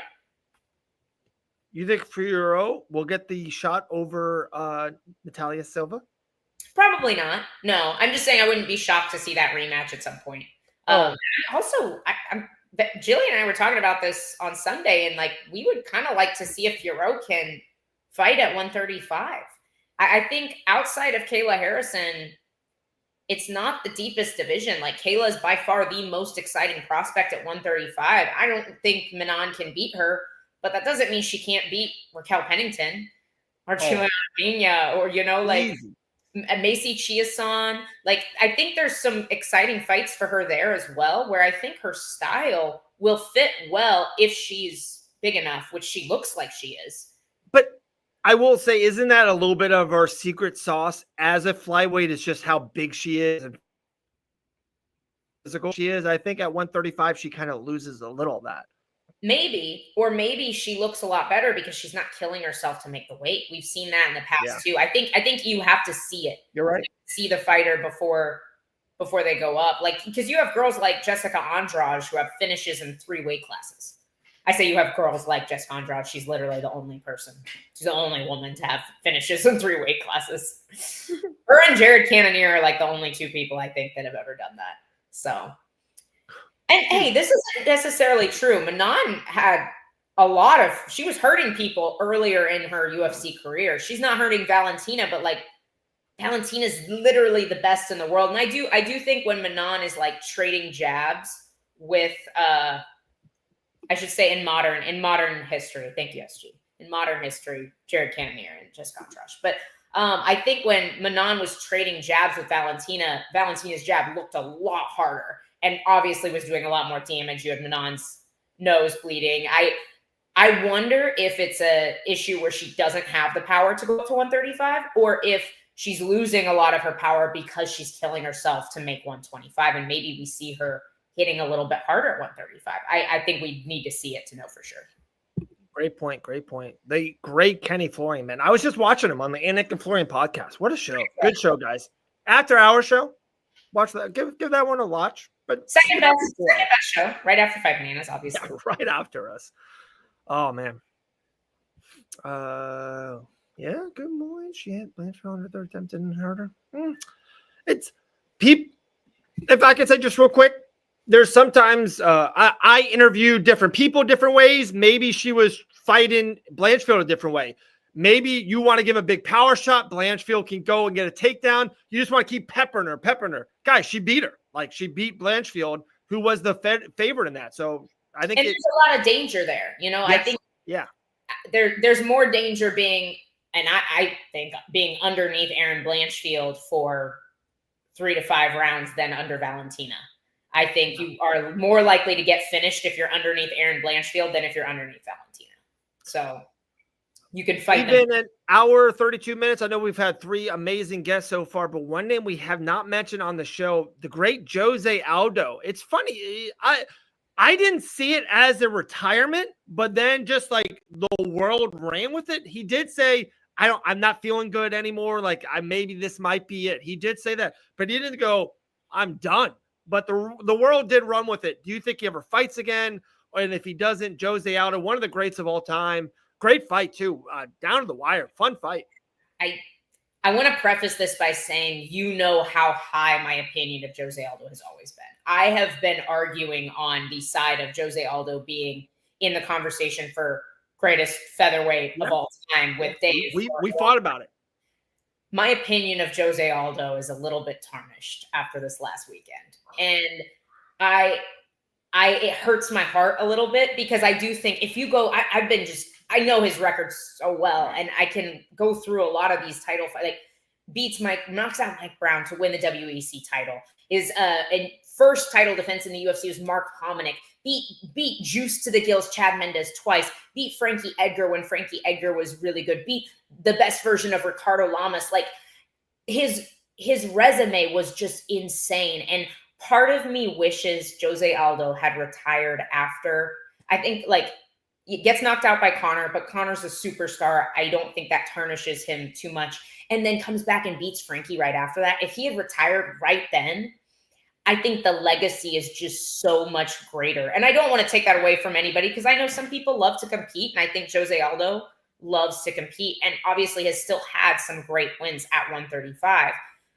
However, the clip, guys, from where he landed the head kick, this nasty soccer kick, to where he completely ran out of gas 4 strikes later, it's 11 seconds long, Dave. He had 11 seconds of juice and then literally couldn't do anything except pull guard and hug Eamon Zahabi on top of him for the rest of the round. Some men can only go for 11 seconds, Al. It was so disappointing to me. Yeah. And probably because I put Jose Aldo on such a high pedestal, because I think his style can transcend different eras of the UFC and still be successful. Right. I put him on a huge pedestal. It hurt me to watch that. It did. I was really disappointed that he didn't. Credit to Amin Zahabi for being tough as nails. Yeah. But I'm so disappointed Jose Aldo was not able to finish that fight in that moment. Wow. It changed my opinion a little bit. Someone, it's funny, who me and you almost came to blows about fighting for Volkanovski and Aldo for a featherweight gold. For him to have a mediocre performance at age 45 against a up-and-comer, and you just think he's chopped liver. You think he should fight for Bellator? You think he should be a Bellator co-main eventer? No, I heard you, Al. All right? I couldn't disagree with this anymore. I'm someone that remembers there's just stages of people's career. There's ups and downs, and I agree. And I even said this to you when Aldo was Aldo. Oh my goodness, like one of the greatest, if not the greatest, run as a low weight fighter I've ever seen. Unbelievable. I'm taking this last run for what it is. Like, it is what it is. I hate to speak ill of the guy, but he wants to keep going. It's a little bit of a money grab. It is what it is. I'm not taking it for a legacy thing. I still have so much love and respect for Jose Aldo. This fight doesn't tarnish it one bit. As do I. But Dave, he quit. There are different forms of quitting. There's more than tapping or just giving them your neck. Like, this was a form of quitting. And for somebody that I think is so world class, I think that's beneath Jose Aldo. I do. I'm not saying I don't still love and respect Jose Aldo, and he still had one of the greatest runs in UFC history, like of any weight class. But this one hurt my heart personally. Like, he fought Merab Dvalishvili, who is an absolute tank. Obviously lost that fight. I still felt very highly of Jose after that win, because specifically he didn't quit. He defended 16 takedowns by one of the most tenacious wrestlers in the division. He quit against Amin Zahabi after he could have finished him. He was exhausted. I know, but like to miss weight by that much and then to still have such a poor cardio performance, something must have been going on outside of that. Yeah. I agree. Something. It still hurts my heart. I still love and respect him, but it just changed things for me. Volk is the featherweight goat.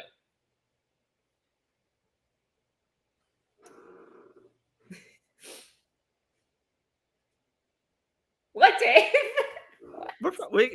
We got 23 minutes left of the show, and I could sit here and not say a word and just be fine with it. The show is so good before here, and the show's been amazing. Danny Sabatello, Jackie Amorim, Gillian Robertson, great show, by the way, dude. Volk is the goat. You said it. I am a happy man. I think he has to be. Who does Volkanovski fight next? Who does he fight next? Yeah. Let's see. What? This guy's the funniest. I'm so sorry right now. Dave was being unfair, okay? Right now, everyone that's watching live, and if you rewatch it back, and I'm going to cut it to audio, if you haven't followed Grant Dawson on IG, if you go follow him right now, the first person that does it, follow Grant Dawson on Instagram, I will send you guys a free UFC card right now. Let's go. Why is Max Holloway still ranked at featherweight? Why do we finest? I got Ilya Taporia, Whaley, special card. First person that follows Grant Dawson, send me a picture on Fight Bananas or my personal. We're sending you guys a card. Look at this. Conor McGregor King. Checkmate. Oh, that's cool. Yeah. Guy never fights anymore, but great card. I mean, it really should be Movsar, Dave. Dominic Cruz signed card. I'm not giving this away. But look at that. That is cool. All right, I'm sorry. You got Mosar? It should be Mosar. I feel like the UFC does not I feel like the UFC does not want Movistar in this title shot, but like, how can it not be? You have Max still ranked number 1. Ilya still ranked number 3, even though neither of them are in the division anymore. And then you have Yair Rodriguez, who looked very okay. Yair versus Diego Lopez at Noche is a lock. That's a lock. It should be. That's a fight to make. And then Movistar should have the next title shot. I don't think anything else makes sense right now. Like literally half the top 10 is going up to 155. Brian Ortega is talking about being at lightweight, Ilya, Max. Like, sometimes cards and fights just write themselves. You got the main event is Islam versus Jack Della Maddalena. Co-main event, Mosar versus Volkanovski. You got the Australian champs against the Dagestanian / kind of Russian, great fighters. Maybe 2 of the best fighters in the world. Mosar and Islam both have 1 loss, right? 1 loss? No, Mosar's undefeated. Mosar's undefeated? It's 18-0. 18-0? Freaking crazy. How is he not fighting for the title? I don't know why people think he's boring. What's his UFC record? Boring. What's his UFC record? What? What's his UFC record? Gotta be like 4-0, 5-0, 6-0. No, it's way better than that. 7-0. Hang on, I'll tell you in 2 seconds. 8-0. Sorry, he's 19-0 right now. My bad. He is 19-0, and he is 9-0 in the UFC. What? Oh, and then 10-0 in M1 Global, which is also a huge promotion, or was a huge promotion. It's maybe he's never defeated a next champion. That's what it is. He's never defeated a champion. Grant's 100% right about this. The cut to 145 cannot possibly be as hard as the 155 division. Like, we do not need more lightweights. Go away. Dude, can we get Grant on camera? What are we doing? Can we just talk to him? Wait, it's not. Did Mosar ever beat a former champion? There's no way. No way. A former champion? Yeah. Beat Diego Lopez, but who got a title shot? It's not like he defeated future Hall of Famer Aljamain Sterling. What? How is this man not fighting for the title? What are we doing here, guys? That was a great fight, too. Him and Aljo was a great. I know it was a lot of grappling, but it was a fantastic grappling match. Like, there was the scrambles were epic. I loved that fight. How is I'm not just saying that because Mosar's my friend. I loved that fight. Real quick, guys, and I'm not trying to be disrespectful to Diego Lopez at all. Not trying to. I'm sorry. Those 2 men fought each other inside a UFC octagon, and Mosar defeated him. And it's not like he was a 28-15 guy, and it was just he was an undefeated prospect, defeated Diego Lopez. He defeats Aljamain Sterling, which I said this to you a lot on air, off air. I'm very high in Aljo. Aljo is a great mixed martial artist, one of the best bantamweight fighters we ever seen. Top 5, guys. How does this man not get the title shot to fight Volk? And Diego did? What are we doing? Oh my God. Can you tweet that? Can Grant tweet that, and we'll make a nice picture. That's a post. Go post that on X, man. Yeah, post that on X. And then, all right, Grant, we need you for Banana Blitz. I'm ready. This show's been too good. We might need to be behind a paywall pretty soon. This show has been too good today, yo. I don't know. I'm down. I don't know. Well, I'm just kidding, guys. We're never. Bananas will always be free. Yeah. Well, I think I want to be on YouTube forever. I'm starting to actually be a really fan of YouTube. I was anti-YouTube a while ago, becoming a fan. There you go, dude. Yeah. Did you get followers on Instagram? Do I have to give out a card yet? I've actually been getting a lot more followers, so it'd be hard for me to tell who just followed off of. Yeah, I just got 6 more followers, so. Dude. Guys, send me the picture on Instagram at Fight Bananas or by personal. I'm sending you guys a card out right now. IR Jaden. IR Jaden, that's the pick. I don't know if he did it off of this, but he was the last. Over. All right. Well, we're going to do it. Let me find the picture first before I do the nice intro video. We need an intro, by the way. Yeah, for Banana Blitz. Yeah, we'll have Banana Dawson. Blitz. Dun, dun, dun. What rhymes with We'll have Blitz? Dawson right there. Banana Blitz. It's the tip. Here we go, guys. This is what? I missed it. David Harry. That's cool. What? No, you no. What rhymes with Blitz? Yeah. The tits. It's the tits. All right, let's get our Two single. He's going to heaven to be able to respond. Crazy. All right, guys, we're gonna do the Banana Blitz right now for UFC Vegas 106. Main event is Gilbert Burns and Michael Morales. Like that fight. There's a lot of good fights on the card. Pretty underrated card. We're back at the Apex. First time the Apex in 1 month. We're gonna do it right now. We're gonna go. We'll go back and forth. Grant to L to Grant. Actually, ladies first. What fight? What's the most hype fight at UFC Vegas 106? Okay, the most hype fight. I mean, it's gotta be. Ooh, actually, you know what? My most hype fight is Julian Rosa versus Melky Costa. That was my favorite. That is gonna be amazing. That was my pick. That should be the coming event. Okay, there you go. You should. What is actually this could be it too? What is the underrated banger of UFC Vegas 106? Ooh.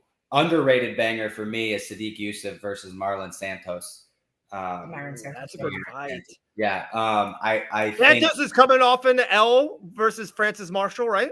He is, but he'll bounce. I think he's going to bounce. No, I actually think Sadiq's going to beat him, to be honest with you. But I think that's going to be a really good fight. I don't think lightweight too.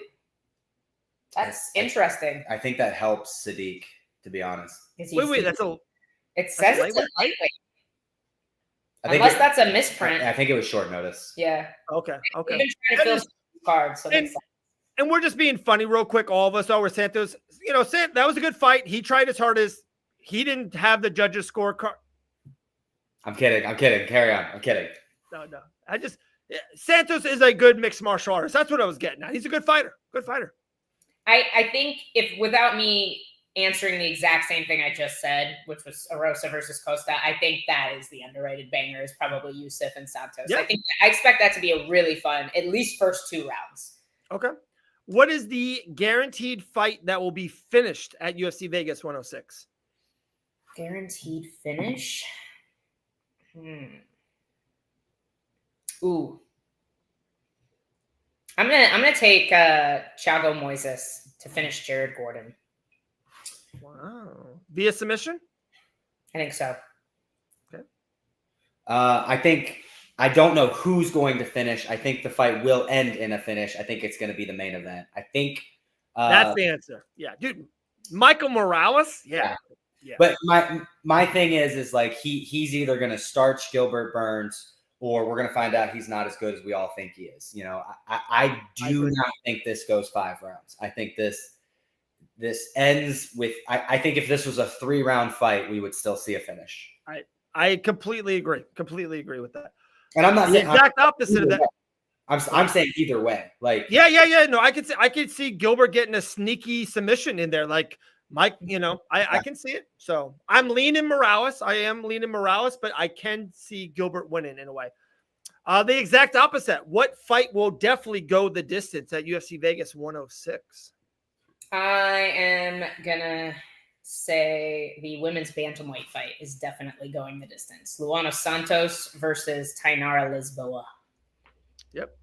We're all looking forward to that one. Mine, I do think this is going to be a good fight, but I do think it will be a decision. I'm going to pick again Sadiq Youssef and Santos. I think that Sadiq fighting at 155, his chin will be a little bit more durable, and I don't think Santos is as I don't think he has the finishing ability that everybody thinks he does. He finished in the Ultimate Fighter finale, and that was a great finish. I just don't think the good guys in the UFC run into those kinds of shots. So I think that will be a decision. Love it. I thought we knew the answer, but maybe not. We've talked about it. What is the lock? Who's the lock of the card at UFC Vegas 106? The lock of the card for me is Thiago Moises. Yeah, Thiago Moises. I like Jared quite a bit. I've went a 3-round fight with him and I submitted him once. I've gone thousands of rounds with Thiago Moises and submitted him the same amount of times. So in my head, that Moises is unless he absolutely craps the bed somehow, I think the lock is Thiago Moises. Wow, you guys are spot on. All right. Who is your underdog pick at UFC Vegas 106? You go first. Mine's Julian Erosa. I know we're hanging around the same 3 fights, but that's fine. Yeah, that's where the action's at. I like it. I really think that Julian Erosa, if he doesn't get knocked out, I don't think he'll lose this fight. And I think anybody can get knocked out, but I just see Julian. I really think he's going to win this fight. I really do. Wow. I'm looking up the line right now. They've been even money. That's surprising to me. I'm actually going to take Luana Pinheiro to beat Tisha Pennington. I can see that. Okay. I like what Jackie was saying. I think the throws, Tisha likes to work in the clinch a lot. I think Luana's judo will help her a lot. I like it. All right. Who is the biggest superstar at UFC Vegas 106? Biggest superstar? Yeah. I mean, right now it's gotta be Gilbert Burns. Yeah. It could be Morales if he gets a devastating finish, but it's Gilbert. Yeah, I agree. Yeah. Gilbert's like the like when you see this card, I think you're going, oh my goodness, Gilbert Burns is fighting. Who's he fighting? And then you're like, oh yeah, that guy's really good. What's his name? He's really good. And so I think, but I think after this fight, we could be seeing another superstar arise. Okay, well, that maybe 2 more questions. That could be the answer. On this one, though, who is the prospect to watch at UFC Vegas 106? Yeah, I think it's got to be Michael Morales because, like Grant said earlier, we're either going to see how good he is or how good he is not. Like, this is the first time we're seeing him really tested in this test. So. It's the test. I'm going to say Connor Matt. No, I'm just kidding.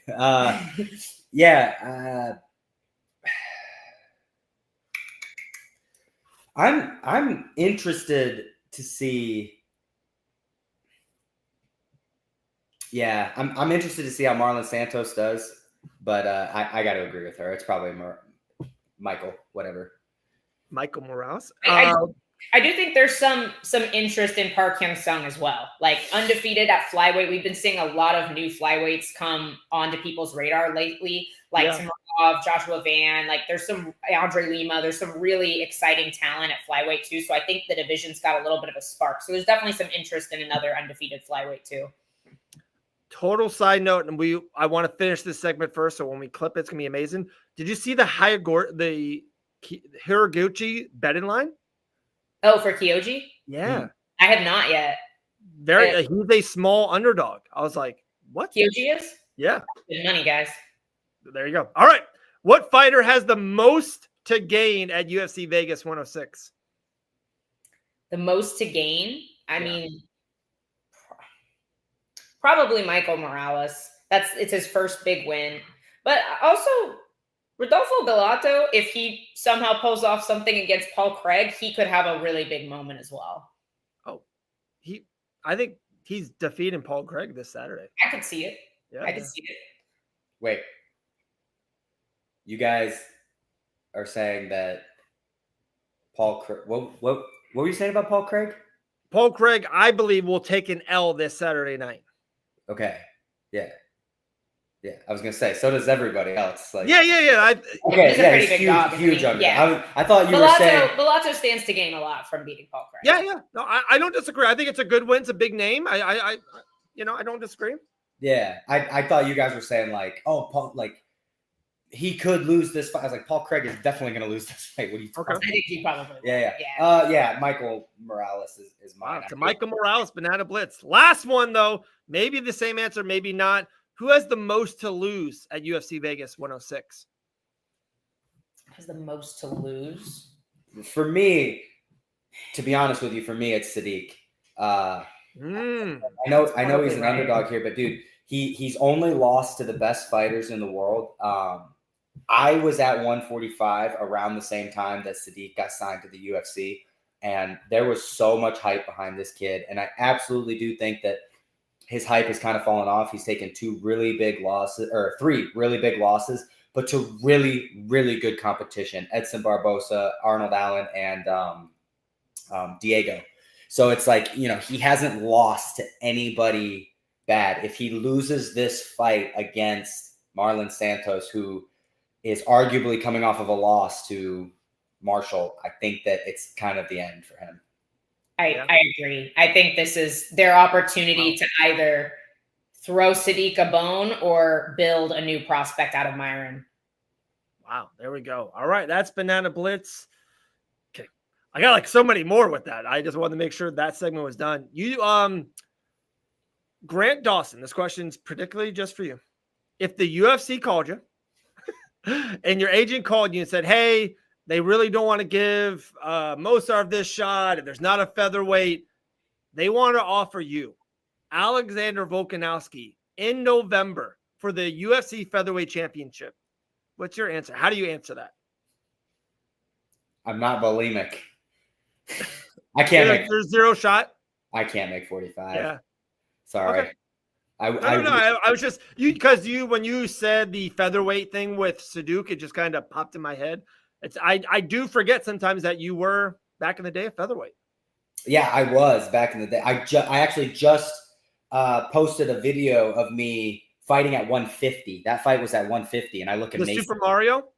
Yeah, the Super Mario video. I look emaciated and skinny and and like a Holocaust victim. So it's like, for me, I that one, you said that one was a 150. That was right? at 50. Yeah. That was 150, and I almost missed weight at 150. I have a video in my phone trying to make 150, saying that I'll never fight at 145 again. Yeah. Wow. All right, there you go. We got a couple more minutes, if you don't mind. We're going to throw this up. I don't know if you watched any of the show earlier. Can't do it right now. All right, here we go. All right. So new UFC pound for pound rankings just up a couple hours ago. Pound for pound, Jack Della Maddalena with a great win Saturday. Great win. He is our UFC welterweight championship is number 9. Above Pantoja, who has defended the flyweight championship 4 times. Is this the most absurd thing you've ever seen, Grant?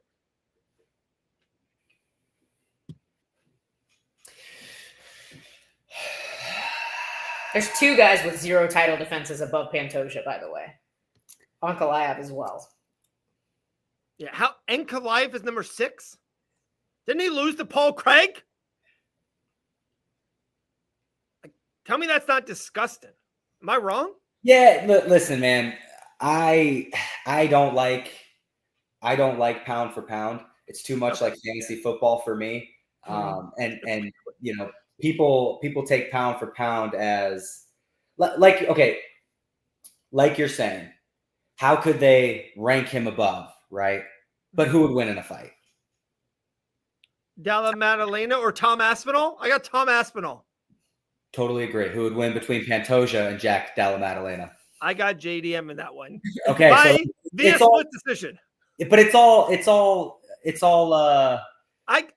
propaganda. I guess my point is.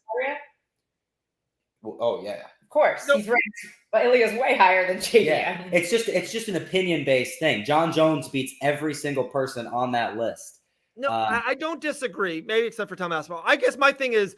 Then you ready for this one? Then get Pantoja off the list forever. Like, I think Bilal would beat him. I think Shavkat will beat him. I'll think Sean Brady would beat him. But what they're saying is at pound for pound, it's a little bit of what you have done for you. Dude, what Pantoja has done as a flyweight, to me, is better what Jack Della Maddalena has done, and I've seen as a welterweight. But what is the argument? Who's done more, or who would win if it was a level playing field? And neither works, because if it is a level playing field, what was the number one thing everybody said about Khabib? He's so strong. He's so physical. He's so strong. He's not even that good. He's just so strong. Well, if you even that playing field, that doesn't work, right? Like he beat, let's just say, Ally Quinta because he was stronger than Ally Quinta. So if you level that playing field, it doesn't really make sense. So now you put him at heavyweight. He's just as strong as John Jones. Like, you see what I'm saying? Like, I get it. I get it.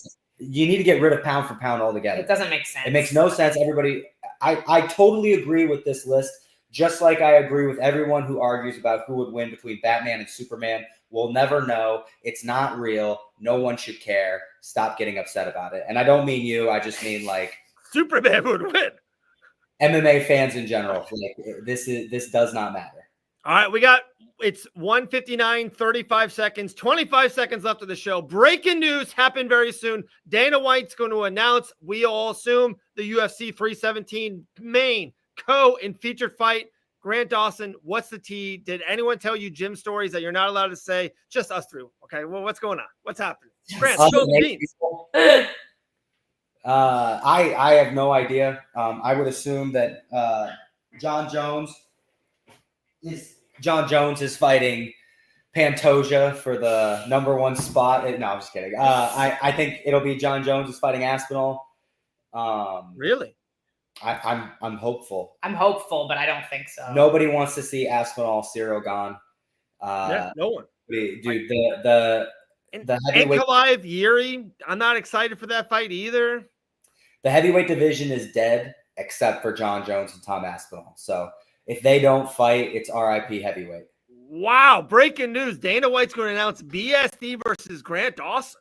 Oh, that'd be great. That would be great. Great. Main event, Apex show. That'd be awesome. What a cool way to find out, too. No, that's a featured fight, International Fight Week. Too soon? 2 weeks? 2 weeks? No, 6 weeks. 6 weeks. 6 weeks. I don't know why I said 2. 6 weeks.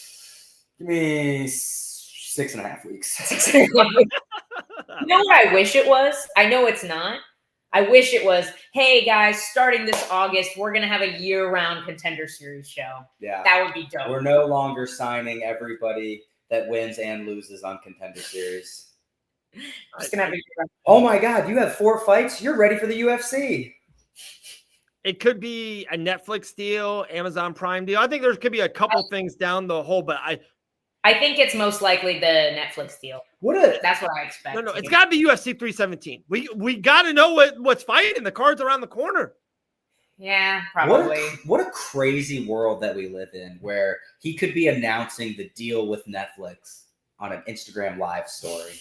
You know, like you remember back in the day when they would get on, because they were on Fox back at the time, and you would have to schedule a Fox and sit down with spot. Who's the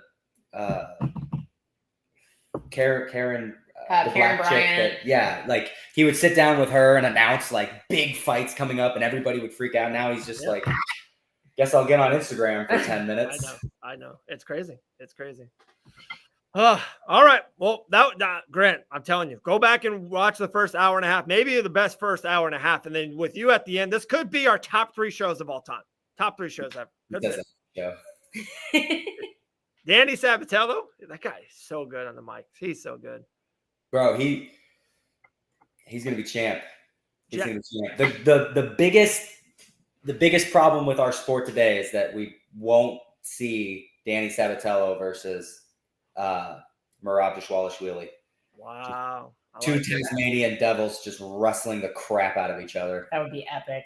I like it. And then Grant, I'm telling you, the next time you're around Walmart in the electronic and the entertainment aisle, you go UFC PMI. They got these new toys, these figures. Dude, they come in these little red things. You pop them open. Incredible, dude. Sick. Right here. It's a little Max. Oh, baby Max Holloway. I thought that was Conor McGregor. I didn't see the shorts. Could be your next opponent. Better watch out. Okay. Better not badmouth Max Holloway. He could knock out Dustin Poirier. Not gonna happen. Knock him out and be like, send me another good-looking guy from an American team. And that's you, dude. That's the camera written all over it. All right, guys, we're out of here. This show was absolutely amazing from beginning to end. Banana Blitz, Grant Dawson, L. Dawson. Appreciate you guys. Sunday Morning Brew, UFC Vegas 106. They will talk about Michael Morales' TKO of Gilbert Burns next Sunday morning at 10 a.m. We'll see everyone then.